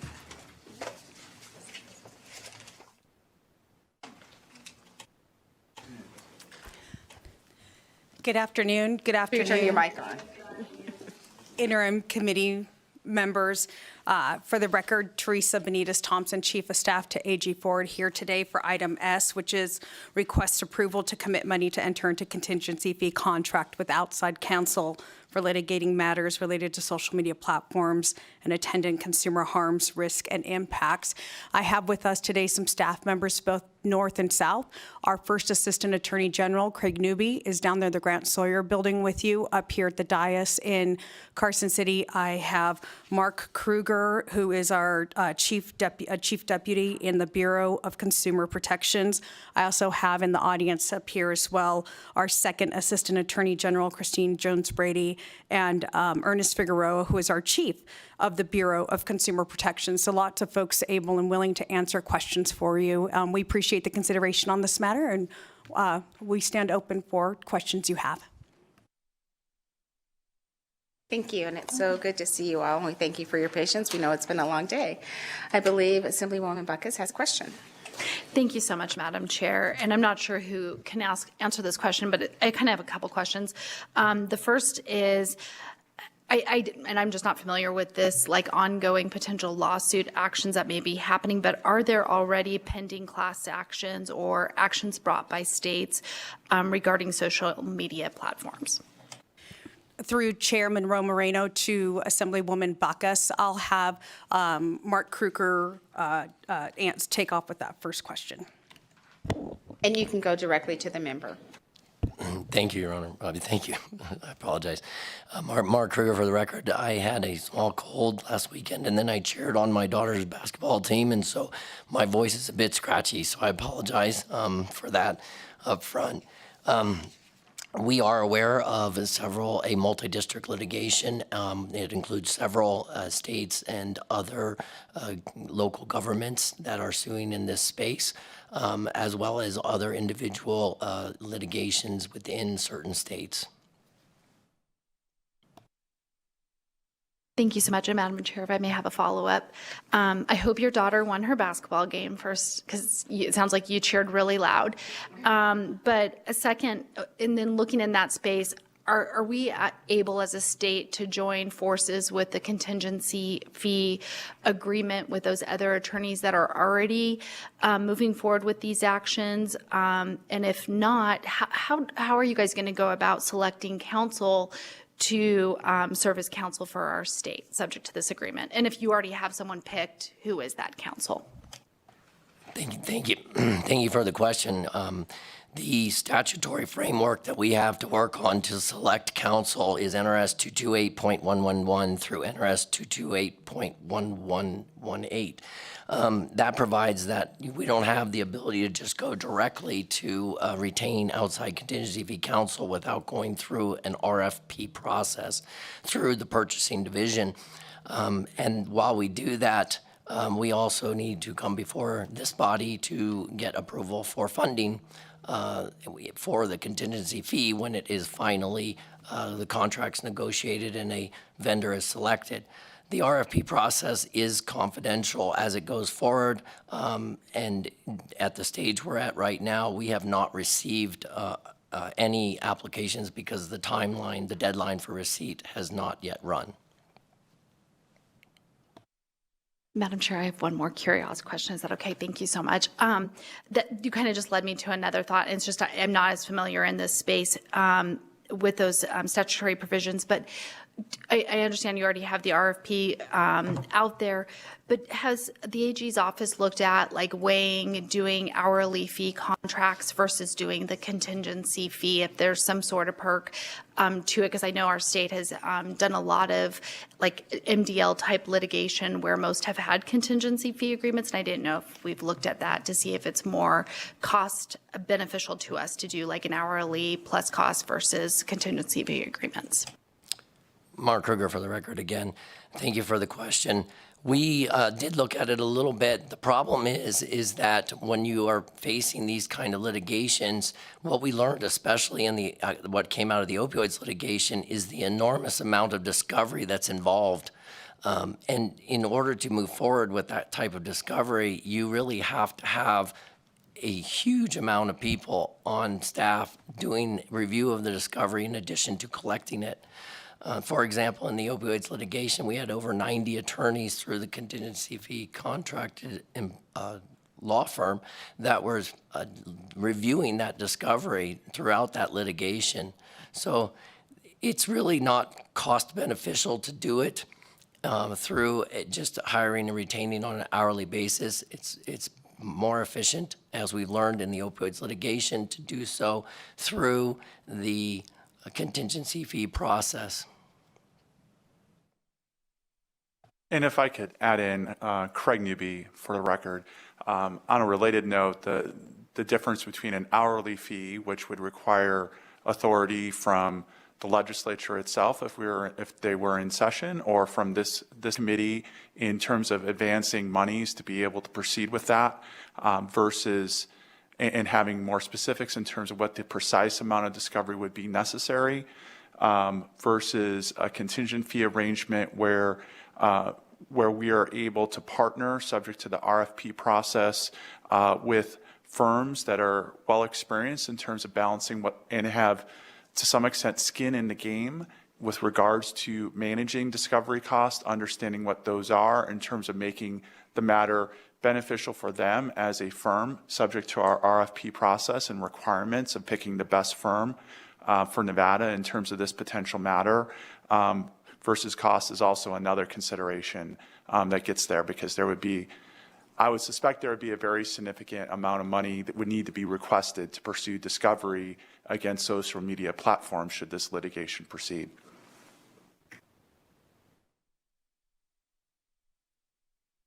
And I just want to make sure that I understand correctly. To get this determination, the Attorney General's office and the governor have to make the agreement together, and the governor has signed off on this, correct? Teresa Benitez Thompson, Chief of Staff to Attorney General Ford, that's correct. And I believe we did provide to the Legislative Council Bureau staff the determination pursuant to NRS 228.111 that's required. And that was made on August 15, 2023. If you pull it up and you're able to see that, you're going to see the different whereas clauses to make the case for why this is the most cost-effective and most necessary way to go through this. So we did get that determination in August. Thank you so much for that clarification. I know we have a few more members. What questions will go to Senator Titus next? Thank you, Madam Chair. I actually have a couple questions, and thank you both for being here. Since you brought it up at your opening statement there, Mr. Kruger, regarding the opioid settlement, I was wondering, since you're using that as kind of a template of what we have done in the past, do you have a figure on how much the state was awarded from the opioid settlement, and how much, what percent of that the attorneys got, the outside counsel got, and what the total amount that would be? Thank you for the question, Mark Kruger, for the record. Senator, I do have a total for you, and I'd like to put it in perspective. The state of Nevada received in opioids litigation over $1.1 billion. Put that in perspective, the state of New York received $1.6 billion. We did very well under the opioids litigation. We use this as a template because it's the only contingency fee contract that we've done underneath the new statutory framework that was adopted in 2015. The percentage that the state of Nevada itself paid never exceeded 21.5%. We negotiated that rate at the time that we negotiated the contract. The lowest amount we would have paid in any given time under the contract was 9%, all the way to a maximum amount of 21.5%. Discovery is always a big cutoff. Once you commence discovery, the costs increase, just like Mr. Newby explained. So most of our initial litigations, we only paid 19% as a fee. Now I add to that, some of the national settlements that we entered into have had fee funds. So we've made applications to those fee funds for the state, and we've received $20 million back against those fees as a credit. So you're going to see the actual percentage going down. In addition to that, we entered into the One Nevada agreement on allocation of recoveries, which would maximize our ability to get recoveries under this case, and we showed that it did. That agreement actually has all of the local governments. Most of them were paying about 25%. There were a couple that were paying more than that. Some were in the unweighted tier of 33%. We assisted those local governments in renegotiating their contracts to bring it down to 25%. But when you actually add on how much we totally paid, it works out to just about 20% for that $1.1 billion. Most of that being the local governments that paid it, with the state paying the least amount. I hope that answers your question. It does, thank you, and I'm glad that you were prepared for that when you knew it was coming. So the next question, if I might follow up, Madam Chair. I'm wondering about the upfront costs on this. Who bears the upfront costs? Does the contract attorneys bear all this search and discovery, or does the state pay for the upfront costs? Is there upfront money being expended here? Mark Kruger for the record. You're correct. The estate does not pay any upfront cost for a contingency fee contract, which is one of the advantages to going towards a contingency fee contract versus fronting the costs up front for the discovery and everything else when there's no guarantee of success. So if the law firm doesn't recover anything, it's on the law firm. They're the ones bearing all the costs.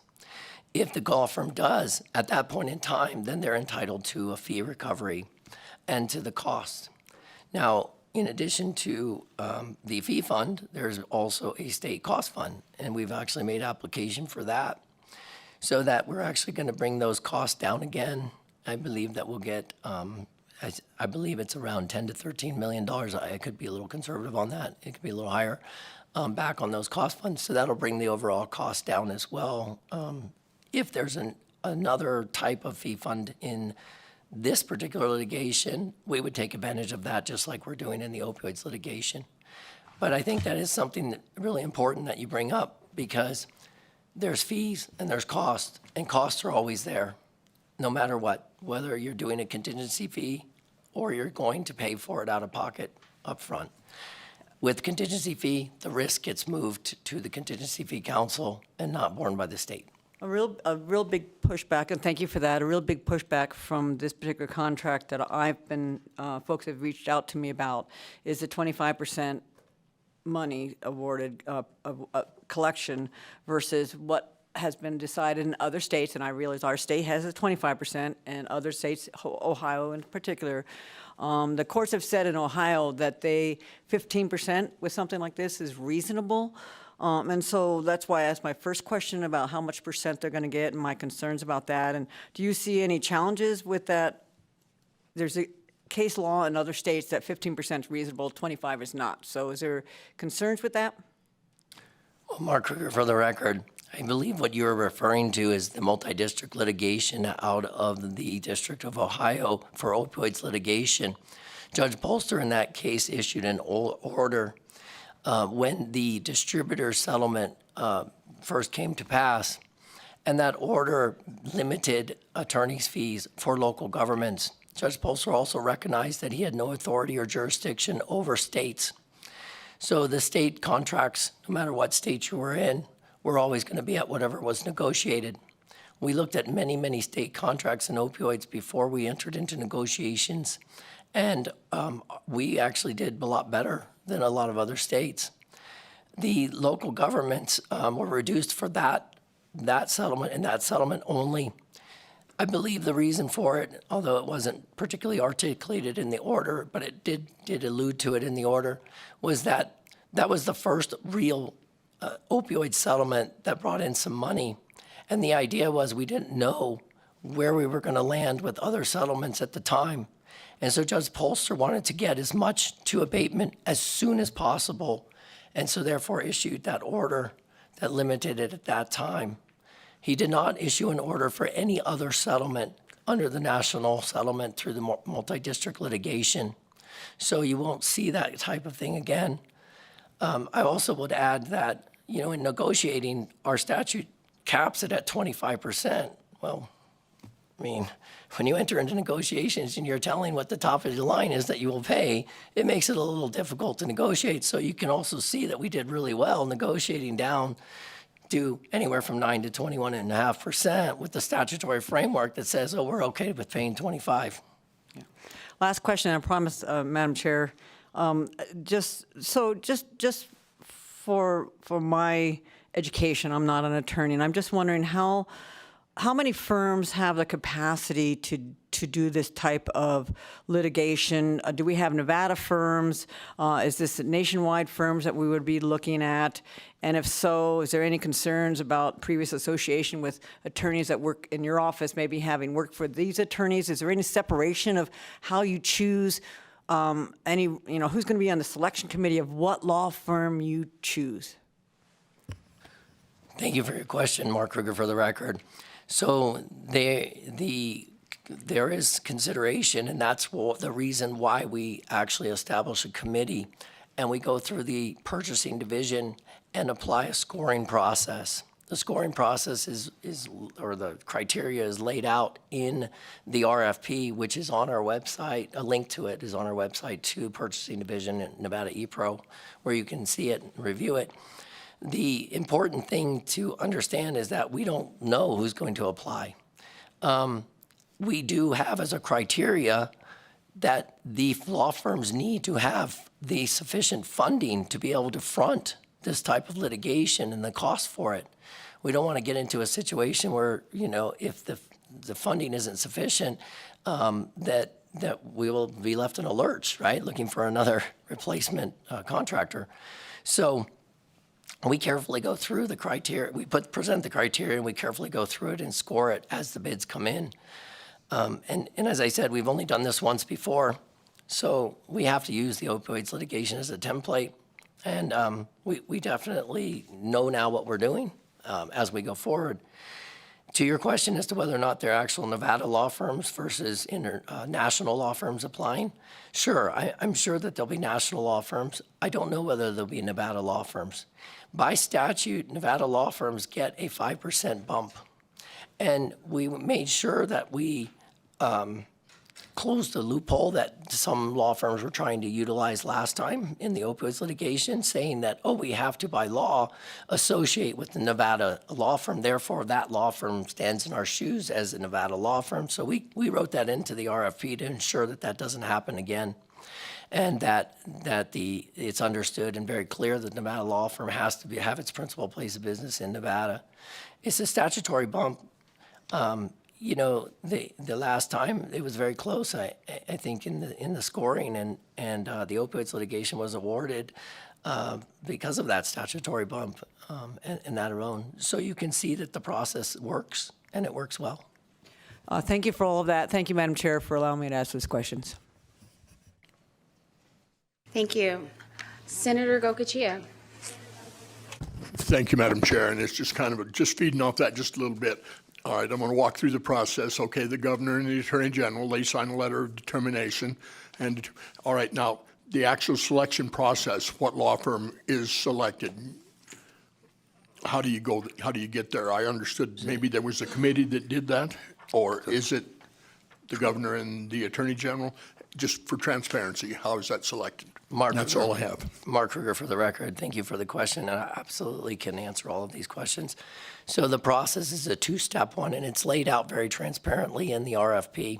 The first step in that process is that the law firms themselves submit bids. The bids are then scored by the committee. We've created the committee. It's made up of, I believe, 5 members off the top of my head.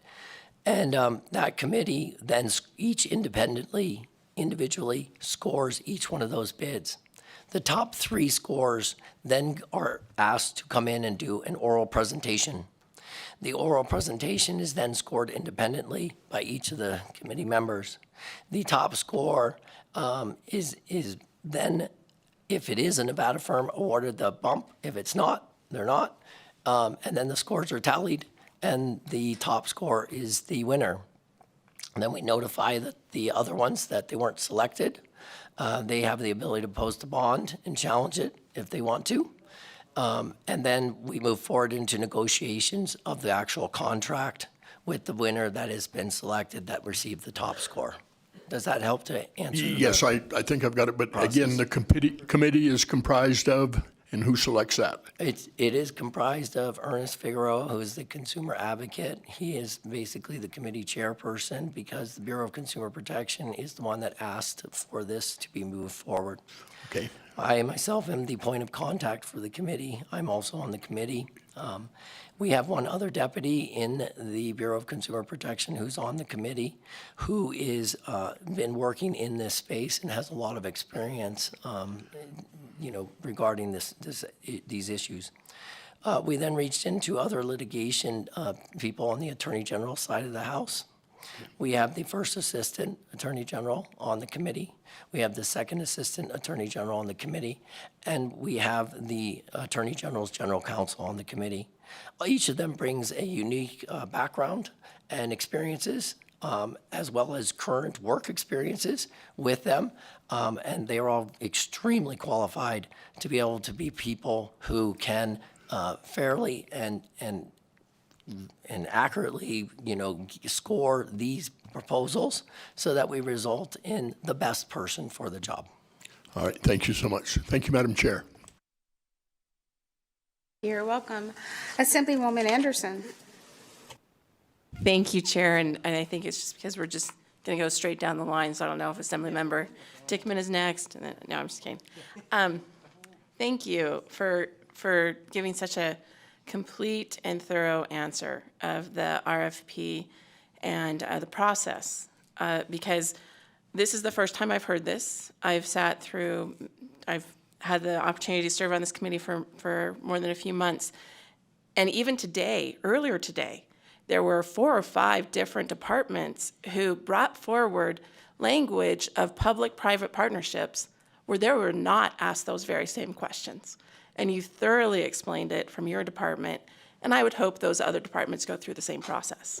In particular, I believe it was the police department earlier, the sheriff. So I really appreciate how much time you put into answering the question of how much time you take to go into a partnership agreement with a private industry, which is basically what this is, especially when it's one that is so very specific when it comes to social media. It's not a question. Thank you so much for letting me ask this, however, or make this statement. I know there are many educators in the legislature, but more importantly, I know that there are many parents, educators, and fellow students who are seeing their peers be negatively impacted by social media and the technology, and especially with the mental health. So I just really appreciate the Attorney General's office and the Governor's office together seeing that this is a problem and that we need to join this discussion, because I'm hearing about it from both my peers in my career, but then also my neighbors who I have the chance to represent, and more importantly, my students who I get a chance to speak with almost every day about this. So it's not a question, it's more a statement of I'm very happy you are taking the time to do this research and to have our state be part of this discussion. Thank you. Thank you. Members, any other questions or comments? Not seeing any here in Las Vegas and not seeing any other hands raised in Carson City. With that, I will entertain a motion. Thank you, Madam Chair. I'd move to approve item S. Second. Thank you. We have a motion and it's been second. Any discussion on the motion? Yes, Madam Chair.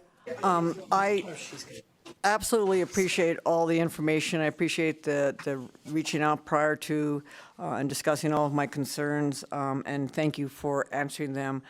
I'm going to be a no on this. I just feel strongly that I'm not convinced, number one, we need to do the litigation. I'm not convinced, number two, that all of the members of the decision committee are in-house folks, and I don't know, I just have strong concerns about it, so I'm going to be a no on this. Thank you. Thank you so much. Any other comments? I'll make a comment, Madam Chair, but I'm going to support it.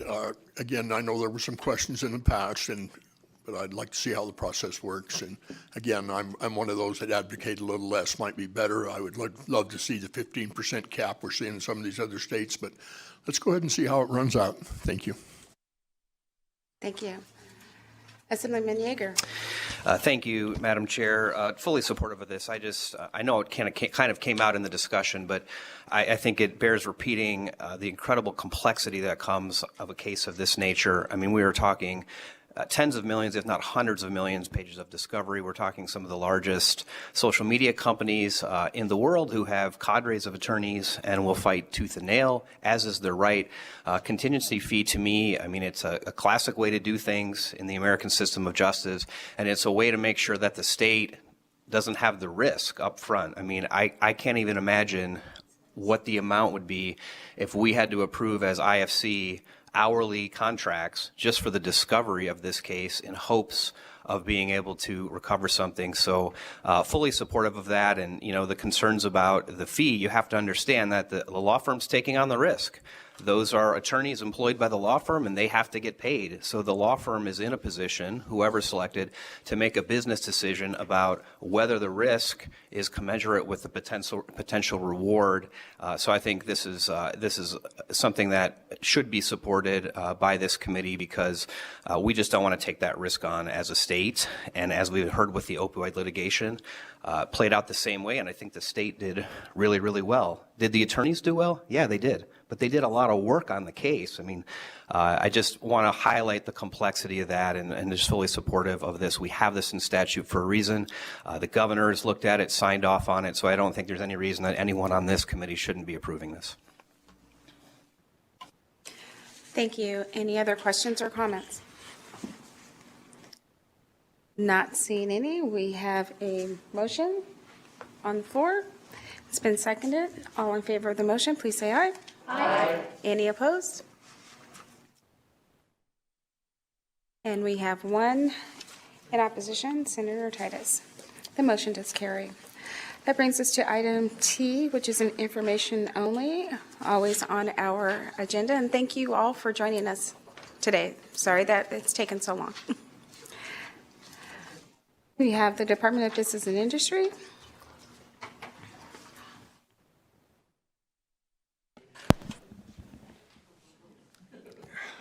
Good afternoon, Madam Chair, members of the committee. Steve Acroth, Administrator of the Nevada Housing Division, here to give you our report. We gave you our report 13 days ago at the virtual IFC. Not much has changed, so we did not provide an updated spreadsheet to the committee. Just in the last week, another $7 million has been expended. And really, that's the extent of the report. I did take the liberty, because I thought that was pretty insufficient information, to drive around northern Nevada yesterday and take some pictures, just so if you wanted to see what you're getting for your dollar or where we are in progress. And I know that's a little out of character to just present pictures here, but I do have them on a little thumb drive. If I can figure out the technology, be happy to put it in the computer and see if I can pull it up. Other than that, that's the basis of my report, and I'll be happy to answer any questions. I'm sure we have someone there that is IT savvy that can assist you with loading the pictures. I think I can do it, but if not, I'll phone a friend.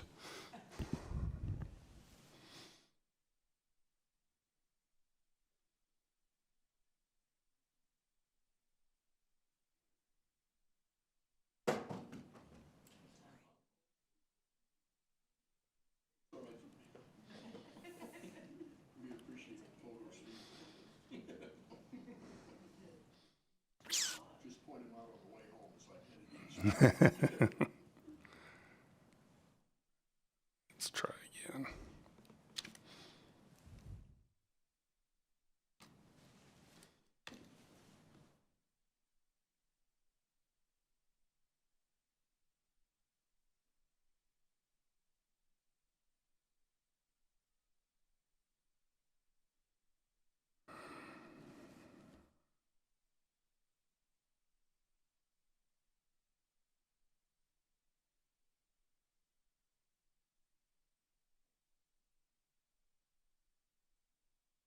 Oh, the tension is killing us, isn't it?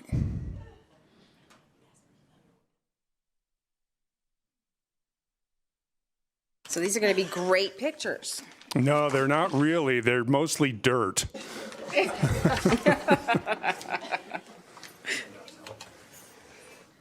All right, well.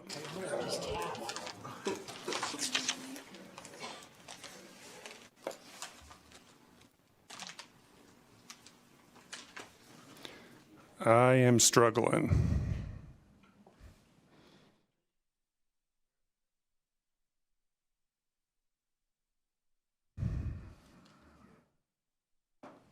Oh.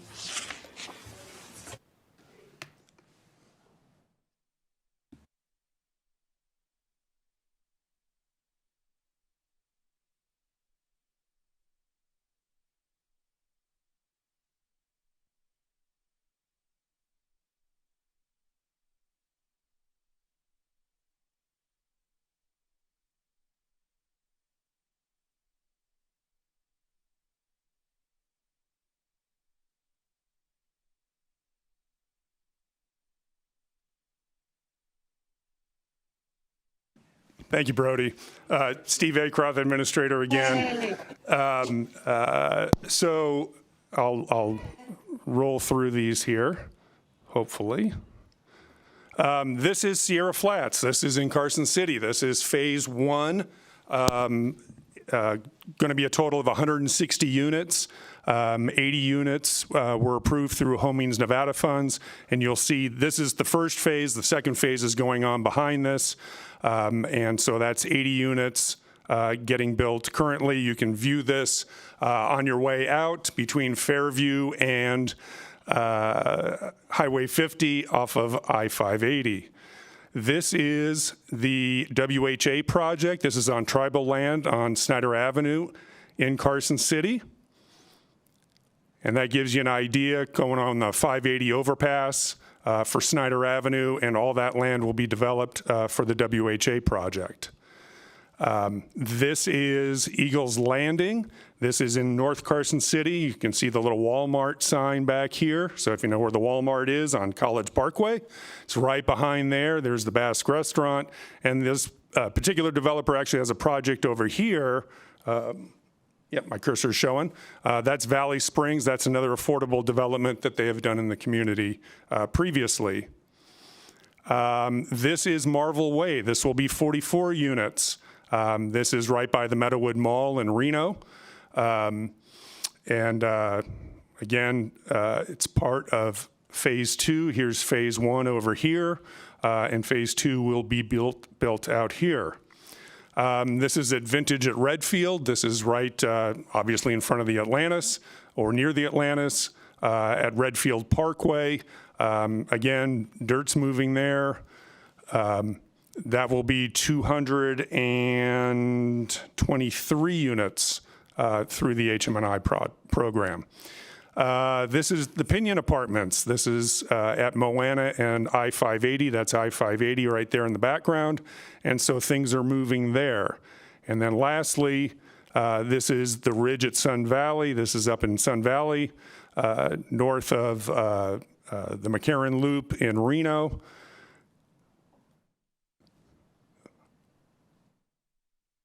Sorry, that is Thrikel Street. That is near the CARES campus at right in Reno off 4th Street. A lot of construction going on there. Not all of it is related to HM&I, but an HM&I funded project is part of that. This is Dick Scott Manor. This is a Reno Housing Authority project over by the Livestock Event Center. And then this is the Ridge at Sun Valley, 195 units of affordable housing being built north of the McCarran Loop. Basically, I wanted to show this to you. It's over 1,000 units of affordable apartments currently being developed, new construction through this funding. So just kind of wanted to bring that update. Pictures are worth 1,000 words. You're actually now seeing some of the results of what you've decided that the Housing Division could have purview over, and we'll continue to do this occasionally, do some southern projects also. Maybe I'll go to school on how to do the IT portion of this first. And with that, I'll take any questions. Thank you so much, and thank you for the pictures. Members, any questions? Madam Chair. Yes. Thank you, Madam Chair. Yes, Steve, I was just curious, have you got any pictures in rural Nevada? Is Nevada Rural Housing able to bring any of these projects on? There are no new construction projects for Nevada Rural. They were not awarded any currently. They're doing some down payment assistance, and they are also doing some rehabilitation and renovation of homes and things of that ilk. It's not quite as an exciting picture to be provided. I appreciate that, but again, there continues to be a need out in the rurals as well. Thank you. Thank you. Members, any other questions? Not seeing any up here. No other questions in Carson City? All right. Well, I thank you so much for the update, and thank you for the picture so we can see the progress. You're welcome. Enjoy Thank you very the remainder much. of your evening. And that brings us up to our next item. It is U5B2.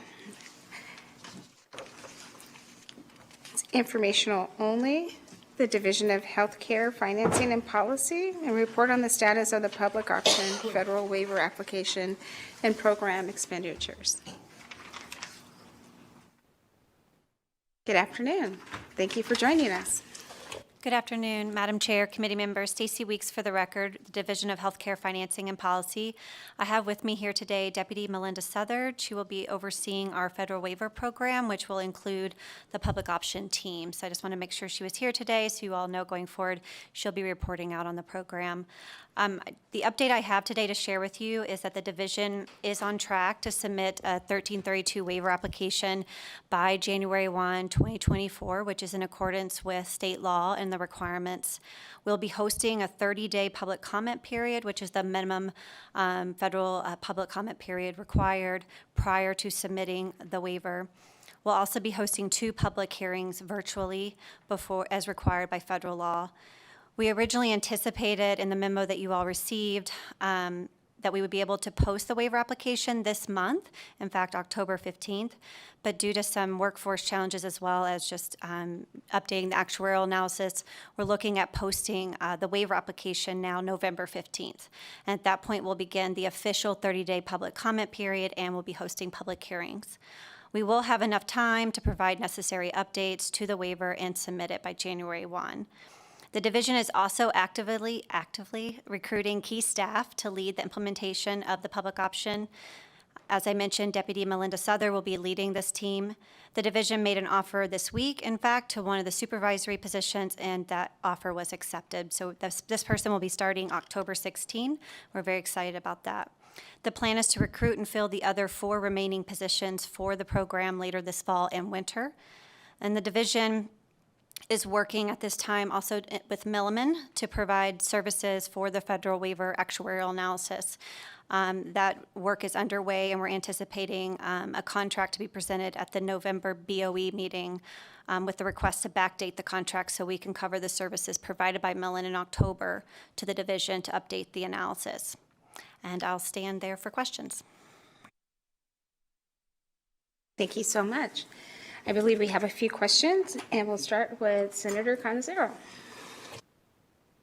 Thank you, Madam Chair, and I appreciate the opportunity to have a chance to put this on the agenda so that we can get a better idea of what is happening with the implementation of Senate Bill 420 from the 2021 session. So briefly, I first want to sort of express that it's interesting to me because we remain in the same position that we were, I think at least, a year or so ago, getting ready to go into a public comment period. Here we are again, after that public comment period was pulled, still in the same exact spot, and yet coming up against a rapidly approaching deadline. And I guess, I don't know, Ms. Weeks, if you can explain to the members of this committee kind of the reason for that delay, why we sort of abandoned public comment periods only to then be sitting here in the exact same position, having wasted all of that time with nothing new except that we're going to go into another public comment period. Madam Chair, committee members, thank you, Senator Canizero, for the question. I will say a couple things. We did pull back. There was session was going on, a couple other things, and the last couple of months we've been working on an approach to the waiver and updating it with the governor's office to ensure that it reflects some of the priorities of the governor's office. So that is why I think you are going to see and the new updated analysis in the application, and that's one of the reasons we've been waiting to post, because we want to make sure it reflects everything that we've been working on. And I apologize for the delay. And I guess in that respect, because it appears as though we are, again, going into the exact same public comment period, so what are these different priorities that have now suddenly changed in the last few weeks? Because we didn't hear anything about this during the legislative session. I'm just trying to pinpoint what exactly it is that is contributing to this overall delay. Madam Chair, committee member Stacy Weeks for the record. On top of some of the changes to the waiver application, I will note that we were waiting to see if we were going to get staffing funded. So once we got that funding after session, we have been working to get those positions filled. So part of it, too, has been trying to get a team in place. The other piece of it is I would just note that the governor is committed to implementing Senate Bill 420 in good faith, and in doing so in a responsible manner. So part of it was looking at the potential risks to the market and what options we needed to maybe consider for the pass-through funding. And at this time, the updates reflect some of the proposals from the governor, which include a new state investment for the federal waiver funds into what we're calling a market stabilization program. This includes financing a state reinsurance program for the entire individual market. It also includes developing a new quality incentive payment program for insurers that are meeting certain targets and goals in the public option products, and investing in new strategies to increase capacity of the state's healthcare workforce, including a school loan repayment program for providers willing to live and work in our workforce shortage areas and rural communities for at least 4 years. So those are the three new components of the waiver, and we needed to update the actuarial analysis to reflect a reinsurance program, which will bring in more federal dollars to our state to fund these additional programs to improve our healthcare market and our insurance and improve the stability of the insurance market. I hope that answers your question. Thank you.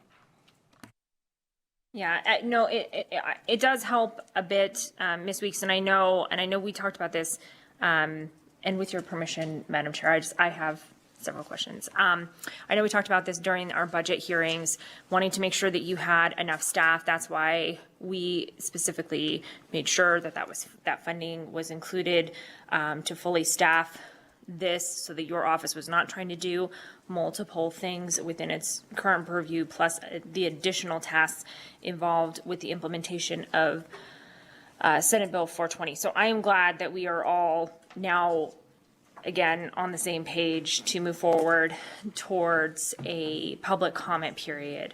And I appreciate you sort of giving us some additional details today. The memo we received was sort of a one-page short explanation to some of our questions that we had sent ahead of time. And so you've talked about some of those, and I am appreciative of that. Can you tell us a little bit, I want to make sure I have this correct, because in the memo that we received, it said that there hadn't been anybody hired yet. You were anticipating bringing on 2 supervisory positions by mid-October, which is sort of where we are at. It sounds like you have at least identified one of those individuals. Madam Chair, committee member Stacy Weeks for the record, yes, that is correct. We just made that offer, like I said earlier, and the individual accepted with a start date of October 16th. We're hopeful to have the second position hired within the next 3 to 4 weeks, and then we'll be adding the additional staff to the team. And do you have any timeline for when we would expect to see those additional individuals added? Madam Chair, committee member Stacy Weeks for the record. We're currently working with Durham and others to get those positions posted. So I would hope within the next 8 weeks we would have most of these positions filled.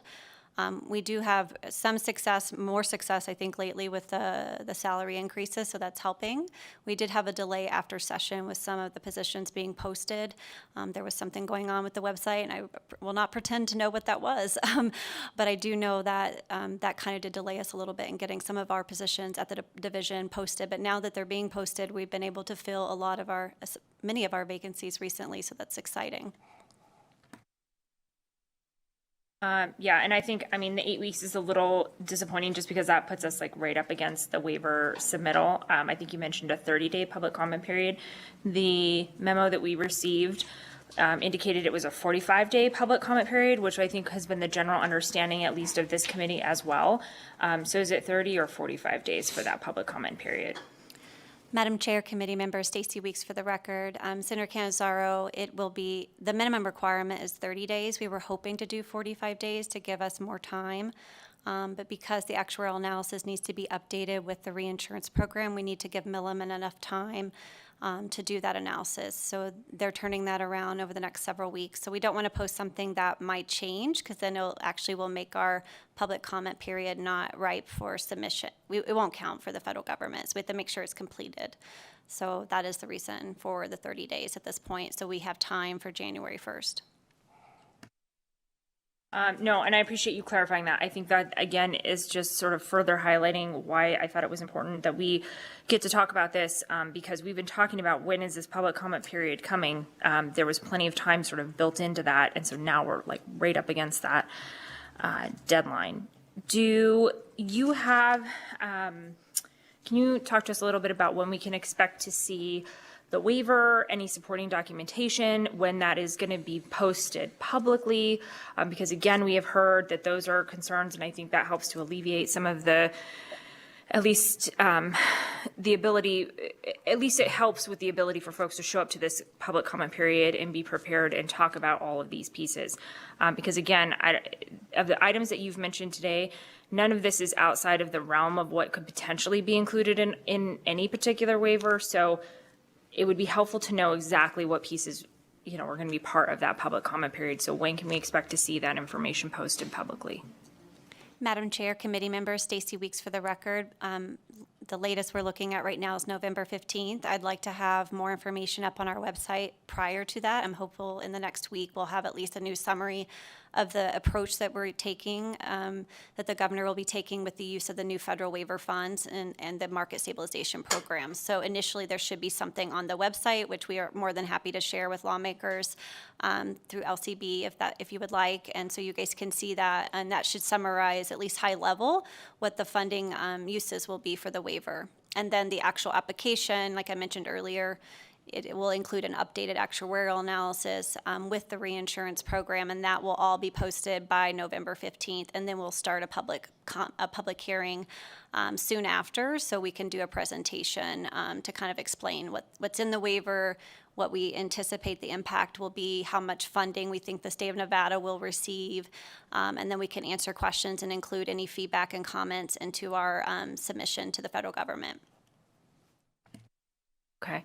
That gives us a really short time frame for this to be posted publicly November 15th, for there to be 30 days to do these hearings, and then to finalize and submit that waiver process, or that waiver to the federal government beginning on January 1st, 2024. So I just want to sort of put a little pin in that doesn't give us a lot of time.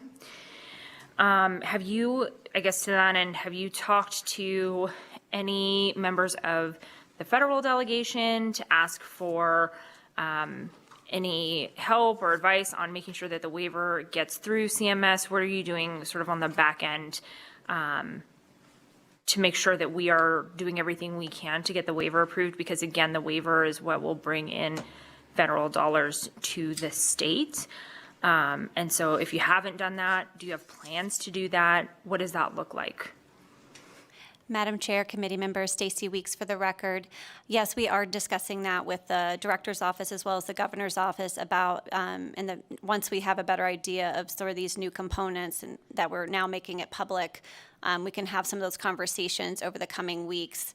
And you are correct, it is a very tight timeline. I'm very well aware of that. Definitely we're not getting any holiday vacation probably, which is fine. We will get it done. But definitely it is on our radar that we would, a lot of states do use their delegation to help support their application. So that is something we are discussing. And I'm hoping we can do some of that outreach in the next month as well.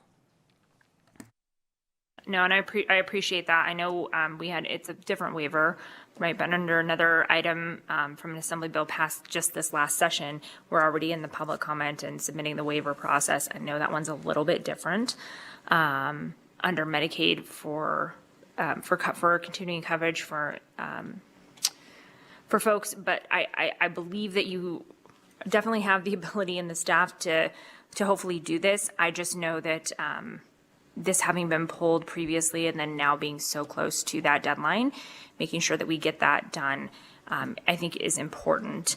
And that I think there are still pieces of this public option that will be implemented so that we can accomplish the intent of Senate Bill 420.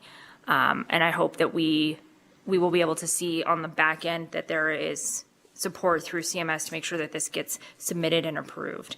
I do have one request, Madam Chair, with your permission, is just that given that we have very little in terms of details today, that we have, I know we have an IFC meeting coming up in December. If we can have this again on as an informational item, with your permission, of course, to be able to ask questions, because we are going to be right up against a deadline, and I thought we would have more information at this point on how it is we're going to be implementing this.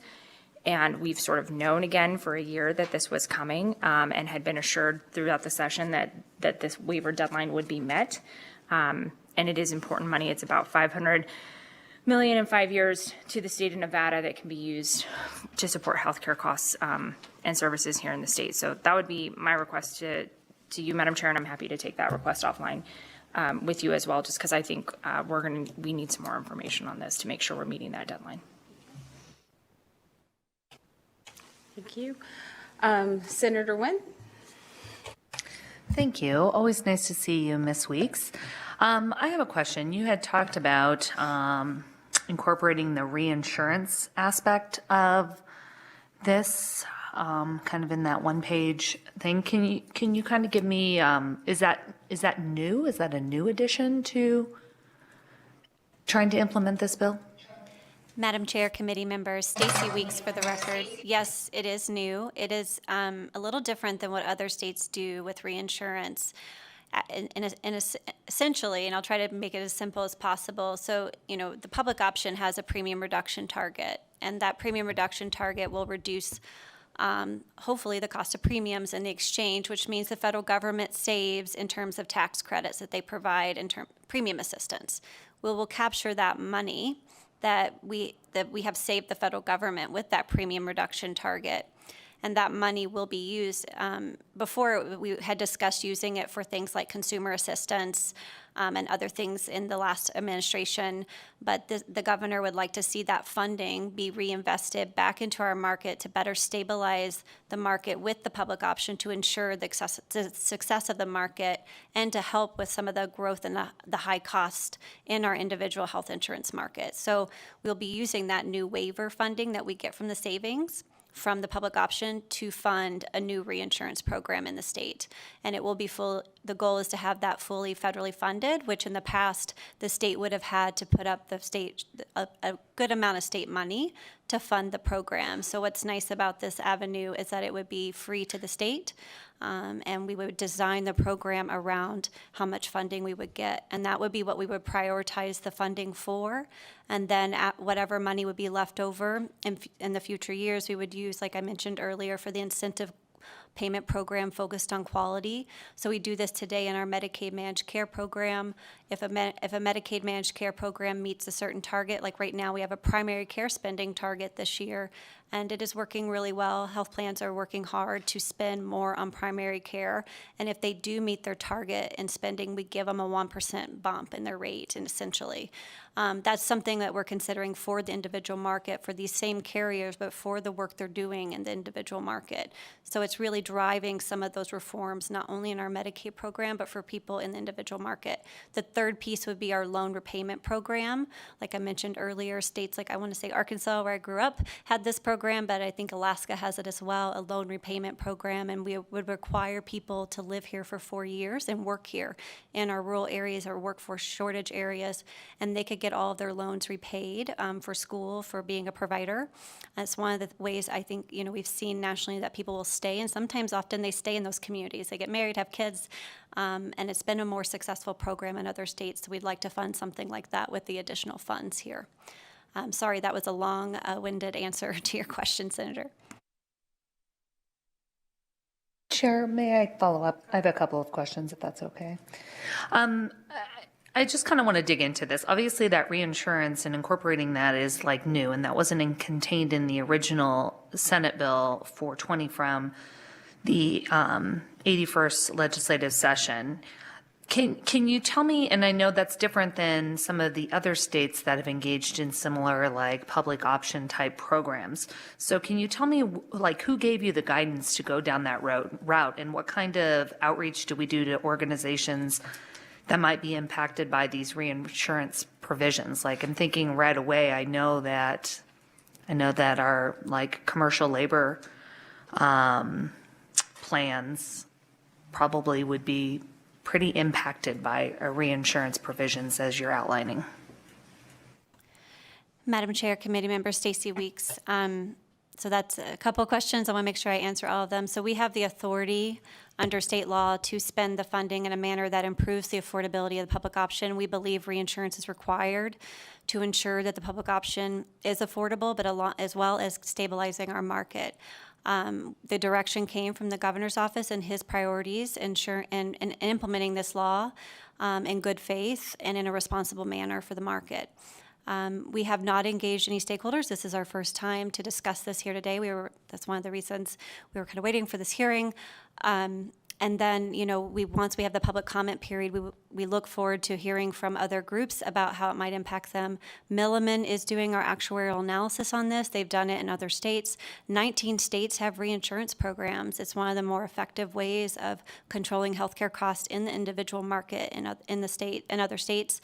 And we were more than happy to talk to other groups about that. And I would like to have Milliman look at that impact as well in their analysis, if that is helpful. I think that would be really helpful. I know that I have serious concerns similar to the majority leader's concerns about coming up upon this deadline and being able to submit this on January 1 of 2024. I'm a little concerned that we're sitting here on October 11th and we are at the place where we are, especially knowing how all of these application process and waiver processes work when submitting things to CMS. So what happens if CMS rejects the application because we don't have enough time for public comment or we have to make corrections to our application? How much time do you anticipate that being a delay? Do we have to reapply? Can we just resubmit corrected information? How does that work? Madam Chair, Committee Member Stacy Weeks, that's a very good question. Often if CMS, well, first of all, I'm very committed and sitting here, I can promise you we will make the comment period, we'll make the deadline. We will make January 1. Now, it does not mean CMS may not find our application incomplete for other reasons. That happens on a lot of waivers we do, even in Medicaid.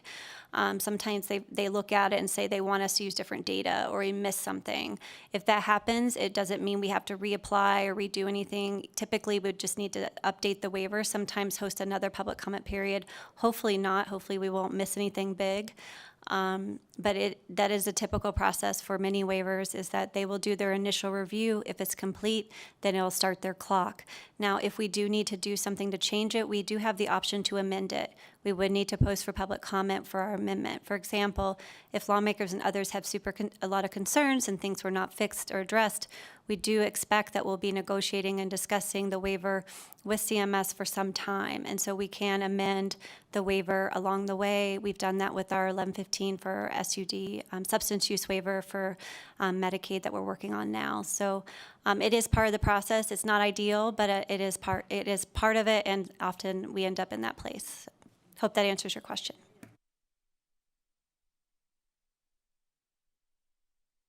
Thank you, Madam Chair, for your indulgence on this. As far as some of these newer provisions that you've been guided by the governor's office to incorporate in this application for approval of this plan, obviously, do you have any concerns about the reinsurance aspects or any other aspects of the plan that will cause us to not be able to pull down upwards of $500 million of federal funds? I just don't want to see a plan being submitted that isn't directly the intent that we had when we passed this piece of legislation, and then instead of having the federal government pay for it because of these new added provisions that, we're setting it up to fail. Madam Chair, committee members, Stacy Weeks for the record. Senator Nguyen, it is a very good question. I will tell you, in my honest opinion, that I think it makes our waiver stronger. I think it makes the market and the public option success stronger. I think we need reinsurance to ensure that the high costs that are in our market are covered, and that any risks associated with the public option being new in the market can be addressed. It will actually bring in more than we anticipate. It brings in more money over time, because not only are we doing a premium reduction target, we're essentially ensuring the high cost claims in the market. So we're actually going to be saving the federal government more money. So it's actually, if you stack them on top of each other, it's more federal money for the state if approved by CMS.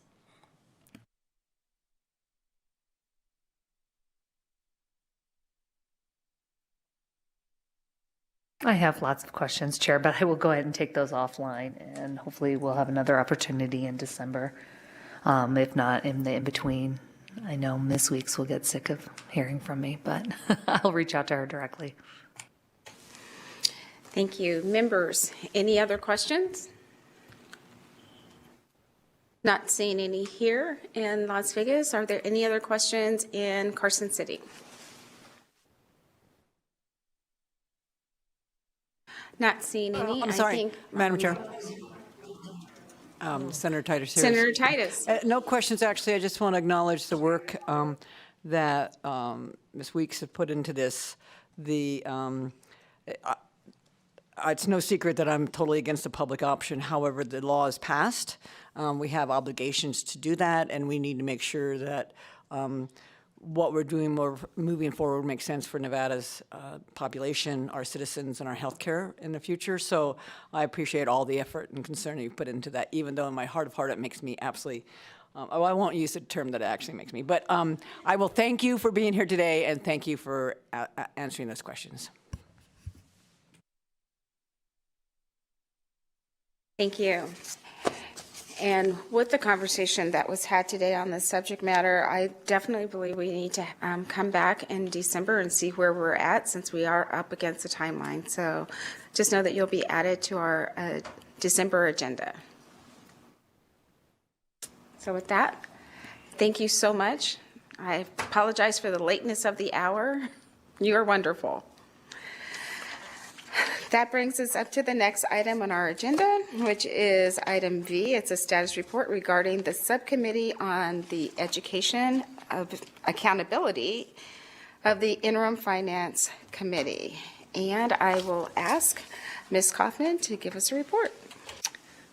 Thank you, Madam Chair. Assembly Bill 399 of the 2023 Legislature creates a subcommittee on education accountability of the Interim Finance Committee, which is made up of 5 members of the Assembly appointed by the Speaker of the Assembly, 3 of whom must be members of the majority political party, and 2 of whom must be members of the minority political party, and 3 members of the state appointed by the majority leader of the Senate, 2 of whom must be members of the majority political party, and 1 whom must be a member of the minority political party.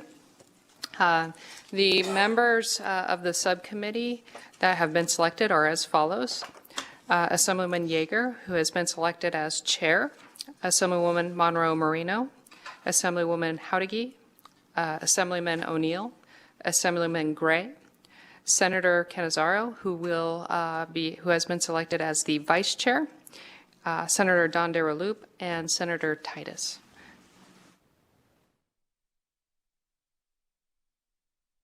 Thank you so much. That was just an informational. Any questions from any members? All right. I thank the 2 leaders for accepting the appointment for the chair and vice chair, and I look forward to our first meeting. So with that, that brings us to almost the end of our agenda. Yay. It's the second opportunity for public comment. If you'd like to dial in for public comment, our number is 669-900-6833. And then the meeting ID is 884-7197. 3118. And please press pound when prompted. I see a few people here in the audience in Las Vegas. Is there anyone here that would like to make public comment? Not seeing anyone here. Is there anyone in Carson City that would like to make public comment? Not seeing anyone in that audience. BPS, do we have anyone joining us on the phone lines that would like to make public comment? If you would like to provide public comment, please press *9 now to take your place in the queue.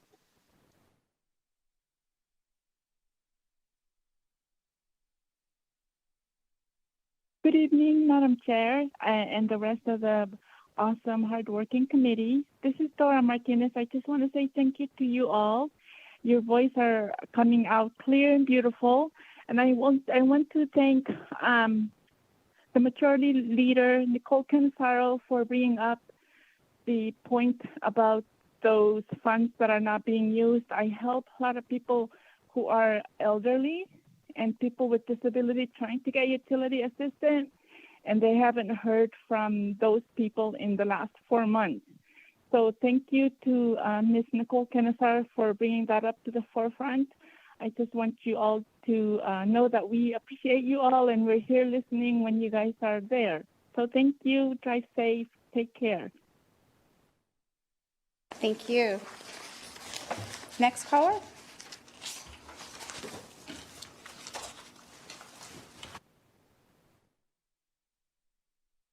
Good afternoon, Madam Chair and members of the Interim Finance Committee. My name is Jamel Nance. I'm the Director of Prenatal to 3 Initiatives with the Children's Advocacy Alliance.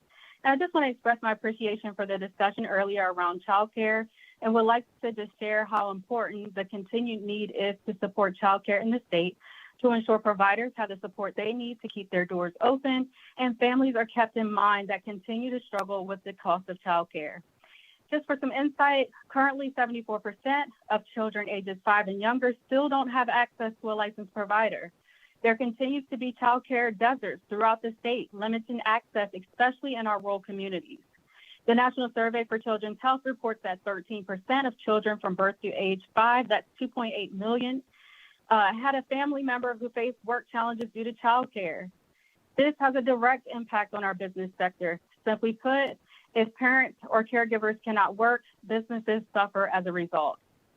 Solving Nevada's childcare crisis will require robust and lasting financial investments, dismantling bureaucratic barriers, changing zoning laws that inhibit providers from establishing home-based childcare, and incentivizing businesses to assist with employees' childcare needs.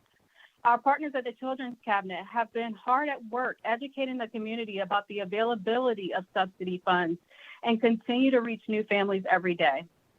But the long-term success of our childcare providers and families depends on developing solutions with our lawmakers, government agencies, community-based organizations, advocacy groups, as well as our business community and so much more. So it is a group effort. And I thank you for your time and attention. Thank you so much. Next caller.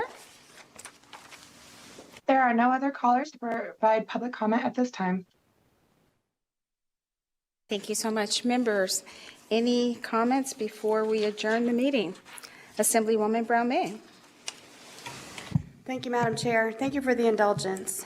First, I want to apologize for missing that we pulled item H33 at the very beginning of this meeting. Having had the opportunity to meet with many of our nonprofits throughout our local community, one of the issues that has come up is really specific to the sickle cell data collection and cancer for kiddos in our area, and the potential loss of federal dollars from our state as a result of the lack of data. I was excited to see item 33 on our agenda this morning when we started, and understand that there are some grant funds that we were not able to secure under this item, and so it was pulled from our agenda at the last minute.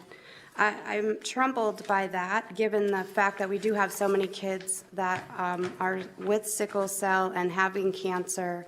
I know that we have local organizations that are collecting data and are anxious and excited to work with our state partners to be able to provide that.